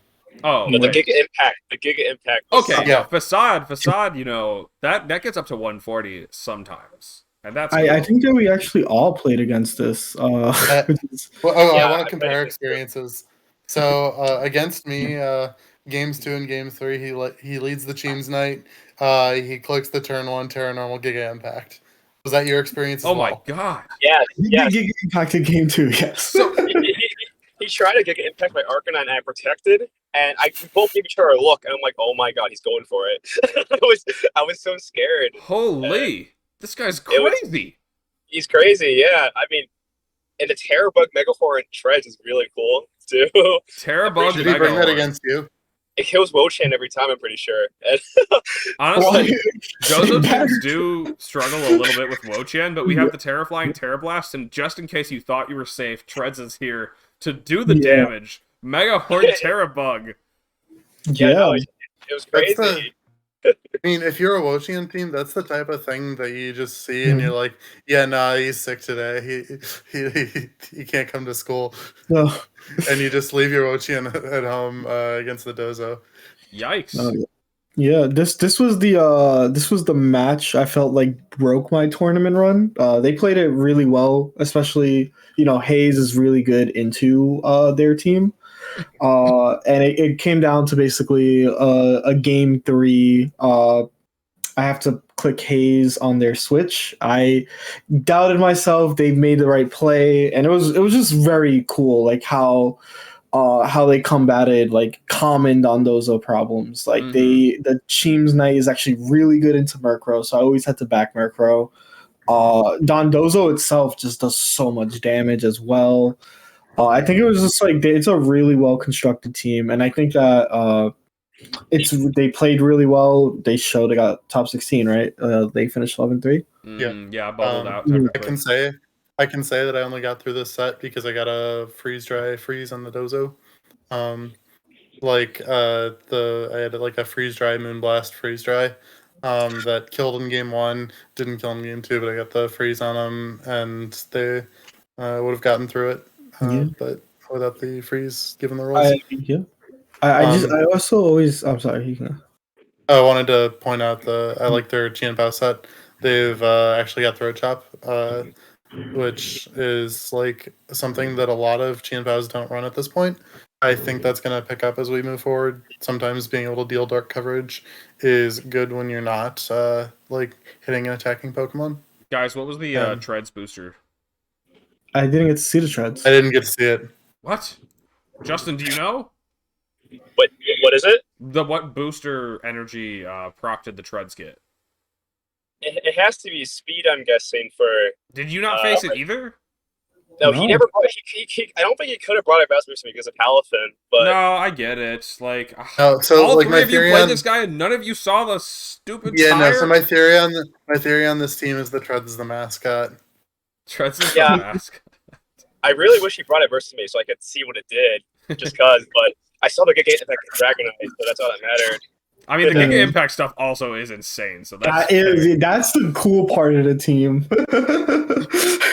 Yeah. It's funny. I definitely want to make the now cool defensive calc. Now calc versus CB Terra Normal Ruin Giga Impact. Yeah. Insane, man. It did pick up the Oko that he was going for. Actually, no, it was funny. So, like, game 1, turn 1, or game 2, I don't remember which. He crits the Giga Impact, and he's just like, it didn't matter. Love it. I was like, that, okay, fair enough. So we see some of the other standout teams. Alberto's still doing Alberto stuff. Nobody else can do it like him. Almost made it all the way. Wolf made it to 11-3, but didn't make it into the cut with a interesting take on the like Talon Tusk teams. I mean, it's got it's got Talon Flutter, but then and the ground type. This ground type, of course, Garchomp though. Joe showed that definitely can be the play. This feels actually a bit more similar to the team that Wolf and Marcus used in Series 2 with Tailwind from Jugulus, mainly because they're using, an Assault Vest Iron Hands on it as well. They have the Giraffe to deny priority, which I think is really cool, and set up Trick Room. From what I heard, this is just, from people that played against Wolf, the general mode that they would go with was like Talonflame and an offensive Pokemon to do Tailwind things early in the game, and then bring in Hands and Giraffe later to kind of reverse sweep in Trick Room after Tailwind. And that was like a really crazy cool way to approach this brand new format. That's really funny. Yeah. Did you end up playing against Wolf or Trailer, Justin? I did not, but for Talonflame, it was really funny because when I was talking with Joe about it, he thinks Talonflame's kind of like dog shit. So oh no, it's kind of cool, like seeing like a Wolf and Trailer do well with it. So it's pretty interesting how like that kind of works. But yeah, that's a cool team. I don't know if I want to play or not. It seems interesting, but yeah, I don't know. The one thing that Talonflame does have going for it is like one of the like weirdly best defensive typings right now. We keep talking about, Flutter Tusk and Flutter Garchomp, and what resists Fairy and is immune to ground? Oh, a Fire Flying type. Like, this is just really handy to have. And while Talonflame definitely doesn't have the defensive stats to do it, it does just kind of like, its natural typing, it's a weird way to describe it, but its natural typing almost functions like a defensive Terra type, where it's just like, it allows it to take one resisted hit, like your, Terra Steel Dragapult, And like because that typing is just so strong defensively right now, it means that it can do more than just set Tailwind and die. Afterwards, it can get off a taunt, a Will-O-Wisp, a Key Brave Bird. And so, yeah, I know. Eventually, we'll get Charizard. Moltres would be. I don't know. I don't know if Moltres would be used or not. Gale Wings is kind of a thing too. If we Charizard would be crazy. You do not want Charizard in this gen right now. I'm not ready for Charizard. If I can't wait for it. Sun gets really disgusting really fast. It's like Scarf Chiyu Heat Wave, except it's also the ground type or the ground immunity for the team. And it's just hitting harder than Chiyu because solar power is insane. And yeah, Charizard is not allowed to be here for a while. And look out for it when it is here. It does the Earthquake Heat Wave thing, where you're allowed to click both on the same turn, and you don't get to respond to that. It's not good. So let's run through some of the other top teams here from day 2. I'm mostly just picking out the crazy funny ones now. There's a lot of good standard teams here, like Z was running a good team, and just good sets of 6 Pokemon. But I did not know that a Doxbun made it all the way to 19th. What the dog doing, as we always say. Well, it's Scarf Chiyu, of course, with Lava Plume, cooking that well-baked body on the Doxbun for some body presses. This one has Yawn and Wish. I gotta say, I respect the Yawn Wish, keeping it around. I feel like there's too many ghost types to run mono fighting, but, like, this is so But fun. Brennan King doesn't, and... Look at this. The dog is here. I mean, I think it's pretty cool because even though it's mono fighting, you have Flutterman, you have the Scarf Chiyu, you have the Shantel to get rid of ghost types for it. Yep. So I wish did we get to see any games for this team? Was it ever on stream? I don't think it was on stream. I think Alberto told me he played against. He told me he played against a Doxbun, and it must have been this person. I think it was in day 2. Maybe it was in day 1. I don't know. Regardless, he could have. I also want to note that the Fluttermane has Perish Song on a team with no Gothitelle, just a solid endgame option, I suppose, or a good way to phase out a Pokemon. It also does work into Dondozo. That's true. And yeah, this is pretty cool. Otherwise, it's kind of like it's got the Chenpao D-Knight and the Flutter Chiyu, but the dog is here, and I'm so happy to see the dog, as well as Azu. Azu's another cool Pokemon. I still cannot tell you what the... Oh, yeah, I cannot tell you what the dog doing, though. Honestly, I cannot figure why this guy's here. Yeah, I played against Mason with the Mousehold and the Vivillon, and that was actually cooking me up a bit. Nasty Plot Chiyu with double redirection and double Friend Guard. That's just pretty awesome. On top of like Pollen Puff hitting Wo-Chien for like a lot of damage can be really annoying for teams that want to use Wo-Chien to beat Dondozo. And yeah, I think there's quite a lot of cool teams here, but VJ's running another crazy. Did VJ make a deep run in Charlotte? Maybe day 2 there. I remember seeing some Tinkaton bullshit team. That's honestly how fire team. I'm sorry, but there is just too many weird Pokemon here in one team, and I don't think I do want to take away your team building card, but also you made day 2, so like shout outs to you, VJ. Like this team is. They are. Oh, these sets are interesting. Yeah, we got the wait. Okay, yeah, we got Body Slam on the Braviary, Life Orb, Sheer Force. Let's go. Yeah, I mean it's the Body Slam is Sheer Force boosted. It doesn't have Defiant, doesn't need it. We've decided that Fluttermane is cringe. We have Gardevoir, not even close to Fluttermane at home. We've got a total of 2 protects on the team. Like Azu just needs its 4 attacks with its Mystic Water. Iron Moth needs its 4 attacks. No Terra Ghost. We're just not queuing into Cheem's Dragonite. Or we've got Moldbreaker Fake Out to fake out the Inner Focus Dragonites. Yeah, we're good. We're good. Also, it resists all the attacks. We're fine. We're fine. So Joe was right. You don't need ruins to do well. This seems crazy. Yeah, exactly. Thank you. Luke Bauer also had no ruins with a Psy Spam team. I think the only person running Armarouge and Didi at this deep level of the tournament. So shout out to this team's crazy. Yeah, I was talking to Jin about it. Like I don't know how he did it, like how he ran side spam in a Ting Lu meta. Yeah. And I think his reason was because he has Hattery to handle it, but I still think it's a pretty crazy thing, and it's pretty cool to see it actually be the only Immunity arm on like day 2. So yeah. Yeah, I honestly, we're just gonna have to wait and see at EUIC how Alex Soto does it, because surely that guy is going to just keep. He's getting second. He's got second. He's got second locked up. We're just trying to see. We're playing for first in all the other positions. If you ain't first, you're third. Just know that if you make it to finals, you got it. Congrats. Okay, so yeah, a lot of other cool teams here that I'm definitely going to spend some more time reviewing. Personally, Joe, what if you play against Alex Soto? Oh no! I mean, there's a number of people with second place curses, and yeah, you're gonna fight in top 4. Don't worry about it. My most recent 2 regional finals appearances are second places. I know a lot of friends who've got the second place curse. Someone's gonna have to break it, right? Someone's gonna have to. Yeah. Okay. So with that, let's go on to the questions here for Justin. Thank you so much for hanging around this whole time, Justin. Really appreciate having you on. Yeah. Really wanted to get your opinions on hot dogs and the best toppings on them, because that was one of the questions that I saw somebody ask. What I don't even know if this is a question we can discuss, but like, what did you have on your hot dog? I guess in that picture. Okay. So I went to this burger. It was burger bar by the venue, and let me pull it up. It was not the Coney, was it Coney Island? Fort Wayne. No. It was called Burger Bar. Oh, okay.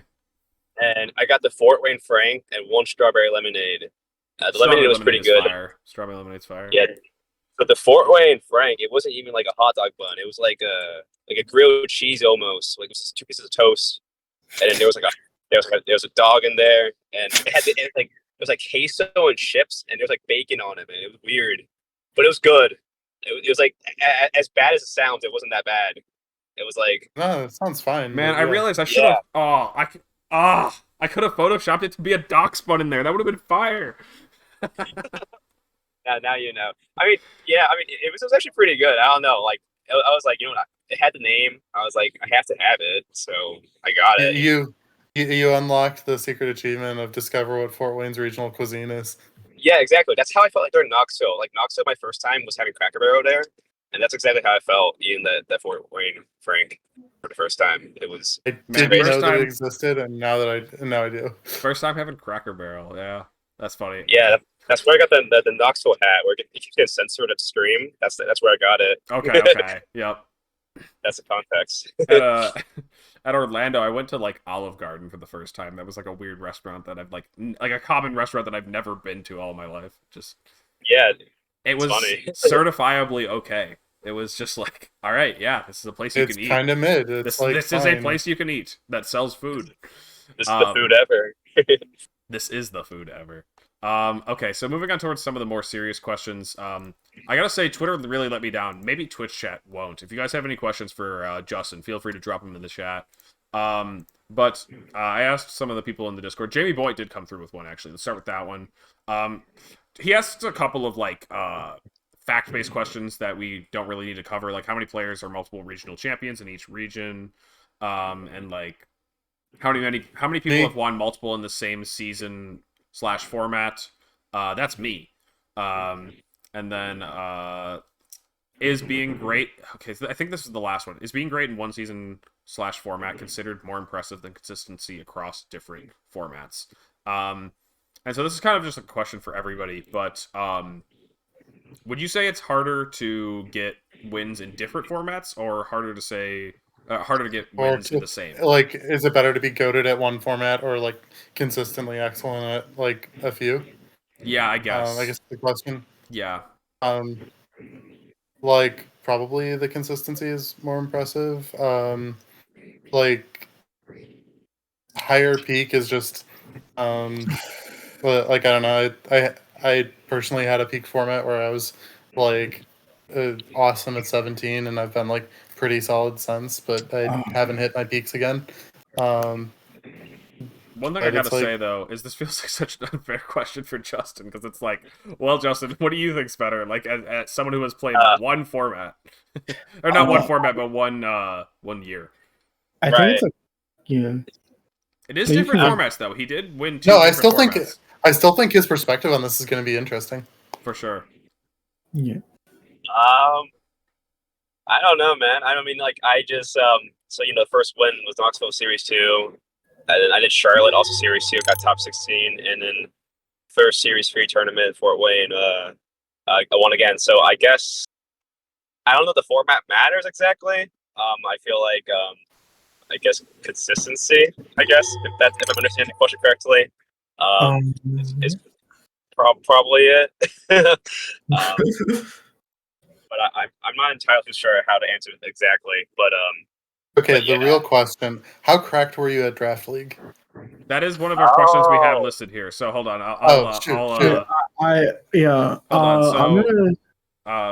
I didn't even realize that was a question. I was just trying to lead into. It is actually the next question. Somebody had brought it up in Tub when I was asking, but yeah. So you played Draft League before. That is kind of like what I've heard the talk, and I wanted to ask, like, first off, how good were you at Draft League, and do you feel any of those skills helped you transition to VGC?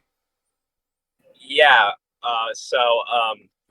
Funny enough, I started Draft probably around the same time I started VGC. Yeah, basically. And I was pretty good, I guess. I won my first league, and I think that's what really got me to VGC too. Like, my first Draft League I won was actually like a money league. I got $100 for winning, so I was like, "Oh, this is fun." So I just kind of kept playing, and for awards or not, I just kind of kept playing, and got to like get into community more. That's kind of where I first started getting into the VGC community, and then I guess that kind of just influenced me, kind of take it further, going to the actual regionals, and kind of pursue it more. So I guess Draft League did help. It was definitely a starting point, and I got to meet a lot of cool people, like the people I went to Knoxville with, and we all met for sure through Draft League. So I think it was definitely did help in that regard, just meeting people, and then I guess some skill over. It's a whole different thing, but meeting new people was definitely how I started. That's a great point to bring up. Is like making connections is an important part of VGC, and getting your foot in the door with Draft League is really a cool way to do it. Yeah. Another thing that we had in here was you tweeted earlier today about Radbats. Yeah. So you've made a deep run in Radbats. Very deep run. Yeah, I was pretty high. I mean, I think my ELIT was like 2.3K or something like that, a little high. On that, it was like 2020. It was like, I think I peaked at, like, I was doing a road trip, like we were going to Cali, and I was just playing on my phone. I know Jeudy was like wondering how do people play on their phone. We showed that that's how I've been doing it for years, man. I did this like Radbats. I also do not understand the Showdown phone addicts, but you guys are crazy. Yeah, no. It's the Radbats started the addiction. I just played on my phone playing Radbats, and then that's how it started. my friend Donald has once said that Showdown is the best mobile game, and honestly, that sounds pretty accurate. Like, Pokemon on your phone is just awesome. No, yeah, it's either that or Clash Royale. I used to be cracked at that game too. Ooh, Clash Royale. Okay, hell yeah. Yeah, but I deleted for storage like a while ago. But I used to play that game a lot. But it's Showdown. That's the best mobile app. It's the best mobile app. Let's go. Yeah. So true. Okay, we're actually getting a lot of questions in from Twitch chat, so appreciate you guys. I'm going to start with those now. We got one from a Swizzle Dizzle who asks, how do you handle the pressure of those situations? There are a few times on stream I thought you were cooked, not going to lie. Dude, I was totally cooked, man. I mean, pressure definitely hits. Like, I think a good example of it was literally my last game with Joe, game 3. Like under, like I could have teared my Flutter main in front of the Iron Bundle and game it. I just didn't, because I was just like, I tunnel vision so hard. I don't know if it's the pressure, but like when you're up there, like sometimes you just don't think right, and you don't make the correct plays, because it's just kind of hard sometimes, and it's just how it is. And I mean, for the pressure stuff, I mean, like, I was honestly like doing all right for the most part. This tournament, I came in pretty. I want to say stress free, but I felt a lot better than from Charlotte. Just stress wise, and like I was doing pretty well. Like stream kind of did me dirty because like they didn't get me after nails or anything like that. It was literally because like after that game with Luca, like I was kind of shaken. Like in the interview, I was kind of shaky. Like it was just like I was like, oh man. Yeah, I don't know. It was weird. Like sometimes it gets to you, and sometimes it doesn't. It just kind of just happens. It was just kind of weird. Yeah. Mm-hmm. I remember in your finals against Joe, there was one key turn where he like called you out and KO'd the Flutterman, and you side pollen puffed. And, oh yeah. Like, you know, sometimes like I think the important thing is to just like understand that, you know, you can't get every play right, and like while even like in a game where like you can get hard called like that, you're still able to like, you know, maintain composure and just kind of keep rolling, I guess. Yeah, no, he got me good that game. So like sometimes you just kind of have to understand that like that stuff happens. Like you can't get every read right. Sometimes you gotta go for the obvious read. Sometimes you got to do whatever you need to do, and if it doesn't work, it doesn't work. And then you just kind of adjust from there. Is kind of how I think. You know, get a sense of how they're playing. Yeah, just get a feel and do what you think is right, really. And the pressure. I mean, I don't know the pressure, but like I think it's always funny. Like we'll get back at Twitch chat or see what people say about stuff. I think that's always funny to watch because everyone has like different mindsets of how like or like thinking of what you can do. But when you're up there, you always think about something else or stuff like that. So yeah. Oh, quick shout out to Sableye VGC. Thank you guys for the raid. We're actually currently talking with Justin Tang about his Fort Wayne win from the past weekend. Oh, Ryan. Yeah, from Ryan. Yeah, shout out to Ryan. I don't actually have the ability to do that Twitch bot shout out thing. I'm not that good at Twitch. But next question was we kind of talked about this earlier, but let's go ahead and just run through it quick. Phantom asks, did you actually think you were going how well did you actually think you were going to do before the event? Dude, I was not actually lying when I tweeted 09. Like, I'm telling you, I did not lock a team in till 2 a.m. on Saturday. I knew what I wanted to do, but I wasn't like completely sure exactly. So like, maybe not 09 exactly. That was definitely an over exaggeration, but I didn't expect to do like well, if that makes any sense. Like, cause like this was like the first time. I mean, I definitely use like the 4 months I'm used to, but it was like the first time like using like a team without like influence from like other people, like for the most part, for the format. You know what I mean? Because when I came to Knoxville, at least I definitely borrowed ideas, and I definitely did this and that, and I did the same for this for the most part. But I had to kind of come up with more of my own, I guess, ways, if that makes any sense at all. It was new for everyone, so I didn't feel as comfortable. But I just kind of came in like, I'm just gonna do whatever, and that's kind of what happened, and it ended up kind of working, I guess. So yeah.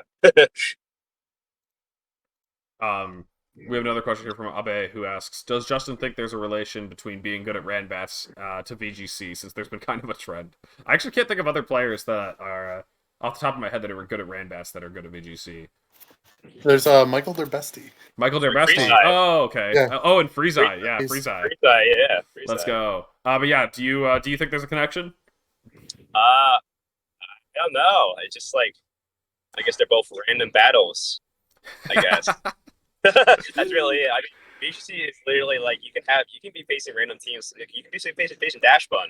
They give you Dash Bun Ranbats. It's like that. It's like, I don't know. It just kind of happens. I think. I mean, Mons is Mons, right? A Yeah, bit of that. I gotta say one thing. And this is gonna kind of tie into later, like we were talking about, like prep and practicing and stuff. Yeah. But you were saying that you play a lot of Showdown on the on mobile. Would you say that you play like a good amount? Like, do you play a lot? Do you practice a lot? Yeah, I play quite a bit. I mean, for this tournament in particular, I didn't really do like a whole lot of practice till maybe like the last like day, like Friday and a little bit of Thursday. I did a lot of hard phone call practice. And it was all on my phone. Yeah.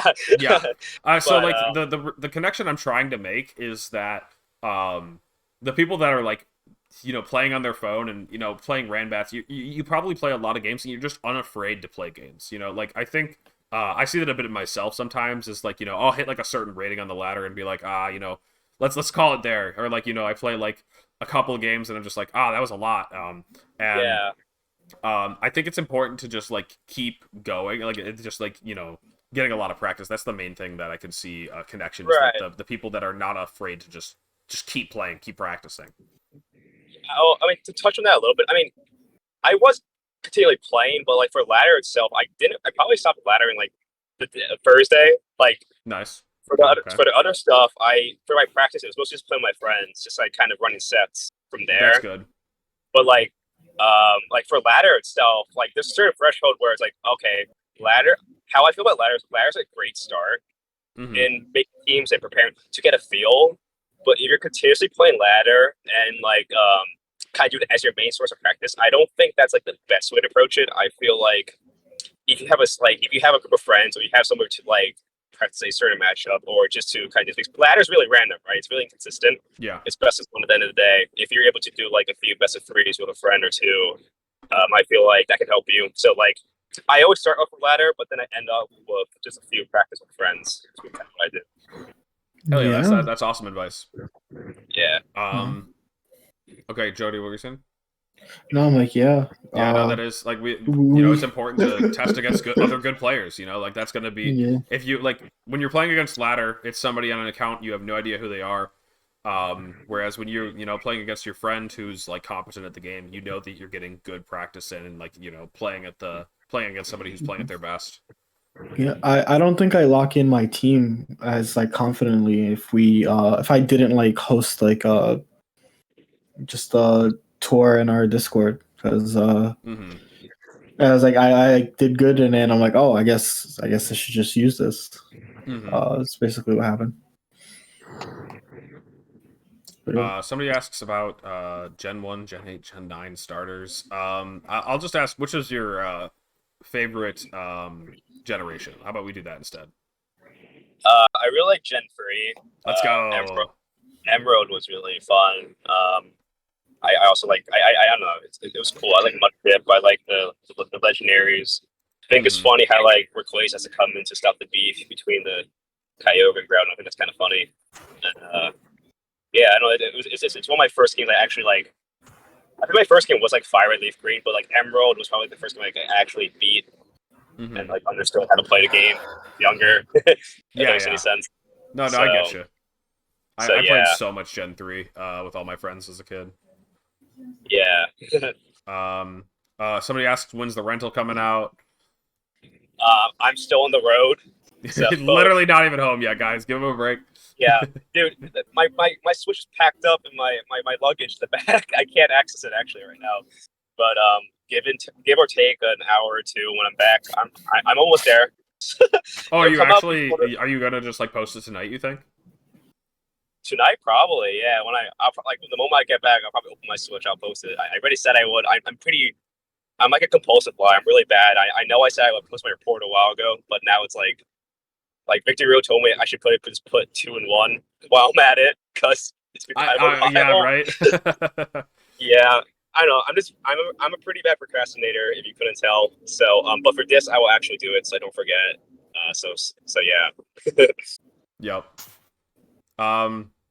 We kind of talked a bit about how you already prepped for the tournament, but how did it feel like preparing for Regulation C? Like it's a new format, and like it was so just like underexplored because it was like the first tournament of the series. We didn't even have an official in-game ladder to like base things off of. Right. So yeah, this was like right after Charlotte, so it was pretty interesting. But funny enough, like, so when my car broke down, I was like on the way there. Like I had a lot of time to like think about like Charlotte stuff and also the for Reg C. Like I was playing around with this funky like Iron Thorn scene for fun. I was like, oh, this is the sauce, but it wasn't because I didn't know what I was doing. And but then when I realized like the team I was using, it literally was just Iron Thorns. They had like a bunch of other good mons.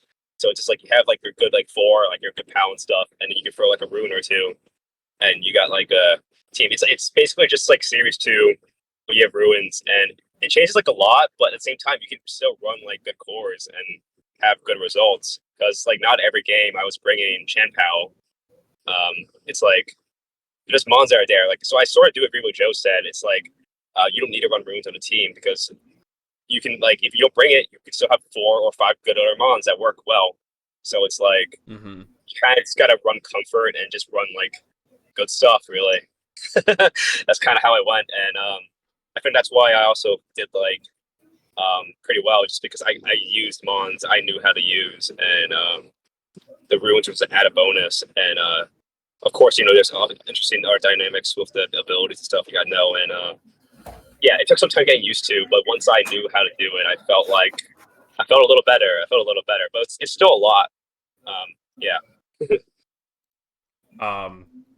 Bringing it back to preparing again, like, was it different preparing for Knoxville than it was for this tournament? Like, what did you do to for Knoxville that was like different than this? Knoxville was like mostly myself, I felt, because I mean, like, I don't know, actually. Knoxville was kind of it's been like a while now, actually. I'm thinking about, like, what did I do exactly? I had like some practice. I did like a small tour, and I did well on that. I lost my round 1 though, and I won the rest, but it was like, that's like my form of practice. And I did the local, the best of 1 local I did. Yeah, yep. That was something I did. That was cool. And was this all with the team? Yeah, this was all with the parish stuff. Yep. Team I did for Knoxville. All the same team. Like, originally I had like some weird teams I was experimenting with, but this was the one I was really comfortable with, and I did well with it, and that was my practice. It was just like a bunch of like ladder practice, and then I did a lot of stuff myself, and I did a few mocks with a friend, and yeah, that was really it. Yeah, so it was quite different than how you prepared for this this tournament. Yeah, because Fort Wayne I had way less time. It was literally like the last 2 days, basically. Yeah. Knoxville I definitely had a week or 2 to prepare, and it was more intensive, I guess. Fort Wayne was more crammed, also because the meta is not even developed for this format, so it's mostly kind of winging it and assuming. There was a lot of predictions, to be honest. Like, I predicted, like, I kind of came up with a list of stuff I thought I would see, and I think I covered it pretty well. I didn't go get to Mouse-Ape, so Jeudy was right on that. Mouse-Ape is not real. But everything else was real. I faced mostly everything I prepped for. Like, a lot of stuff I faced were very common stuff, but not Mouse-Ape. Everything but Mouse-Ape. Honestly, I mean, as we talked about earlier, it's not real. It can't hurt you. Yeah. Somebody said, Jeudy, I won't take this erasure. And then go on, do it. Honestly, I'm sorry, B-Bat, but you got to go out there and be the one to do it. Yeah. This is just my multi-tweet conditioning, because I'm definitely planning on bringing Moss-Ape at Hartford. Yeah, if you follow, like, that's why I don't follow Jeudy. I've got to unfollow him, and mute his Twitter, because he's just trying to brainwash me. He's taking his Twitter following and abusing it. And actually, this is the perfect segue to my next question. We had one person ask, you gained quite a following pretty fast. How has that been? How has it been, like, the dealing with the success and the popularity, basically? It's been kind of cool. I mean, like, it's like literally like during Knoxville, like, I open my phone and I see like the Tanging stuff, and I'm like, oh wow, what is this? And then from there, it's like my friends and family caught on, and not like everyone says it. So, like, I think it's kind of cool. And I've been getting like a lot of really nice like heartfelt DMs, like, oh wow, say thank you, you got me to BGC and stuff, and I'm like, oh, that's really sick. And even like during Fort Wayne, like, I ran to like a lot of first time regional people, and I thought that was really cool. And like, it's just really nice. I feel like it's really sweet. I was gonna say, during the car ride home, as I was watching you play on stream, I would randomly break out into screaming Tanging, and it was just the brain rot. I'm ready to go home, but like I was like Tanging every time, like the wild mist get top 4, I'm like Tanging.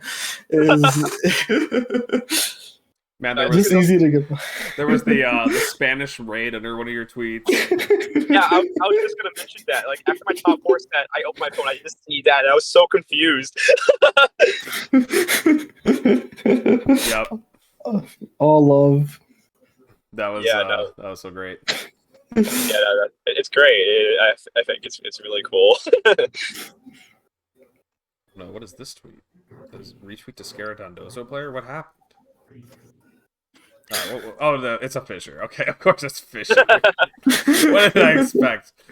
I'm spooked. Okay, you did tweet out earlier. You said the rental will come up. You're stuck in Ohio. I see now. I'm not. You I'm should not click the lying. quote retweet for that. Yeah. Trust. All right. Well, yeah. Sorry that this went a little bit long, but I think that's gonna do it for us today. Oh shit! I should. Thank you so much for Oh yeah, Jeudy, go get your stuff set up. I'm not gonna. I'll keep just blabbering on until your stream is ready. You go ahead and get out of here. Yeah, so we're gonna raid Jeudy after this, and he's gonna go talk about his team a bit. But Justin, thank you so much for being on. It was great talking to you and getting some insight into how you do it, how the Tang gang does it. Thank you for having me too. It was a pretty fun to talk. So that's this is again a reminder, gonna be on YouTube in 2 days on Wednesday. On Audie's YouTube channel CK49. I'll drop the link to that again. And yeah, I guess somebody's mentioning gaming on the next regional. When is your next event again, Justin? I guess it's realistically probably Milwaukee. It's during the summer. So I gotta look into that. And maybe Fresh now. I mean, probably both. I mean, they're both during the summer. I might as well go for them. Just because get as much practice as I can, and just because it'd be fun. But realistically, those two. Yep. So we'll see from there, though. And then I see. Yeah, those 3 are definitely my mind. Anything else? I don't know yet, but those 3 for sure. So yeah. Hell yeah. Looking forward to seeing what you cook up for those. Yeah, if you guys have any feedback or whatever, feel free to leave it here or in the YouTube video. Remember to sign up for Hartford. Good shout from Nick. So if you Hartford signups tomorrow. And yeah, this is gonna be going up on YouTube, Audie's channel, and that's it. Any shout outs you want to give, Justin, before we get out of here? Oh yeah, shout out for my friend Nick. He's been in this car for me. He's been listening the whole time. He's like right next to me right now. Yo, what's up? Yeah, thank you for driving and listening to the whole thing, letting me use his laptop to look for the doc while we talk too. And shout outs to my family, my mom, my dad, my cousins watching, my friends too.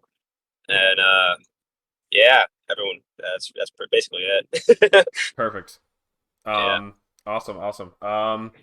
So yeah, the Twitter handles are on the bottom there. Make sure to go follow Justin and Nick and Jeudy. Shout outs to Nick as well for being on here. Thank you, Nick. Yeah. Thanks for having me. Always a pleasure. Yeah, I think that's gonna be it.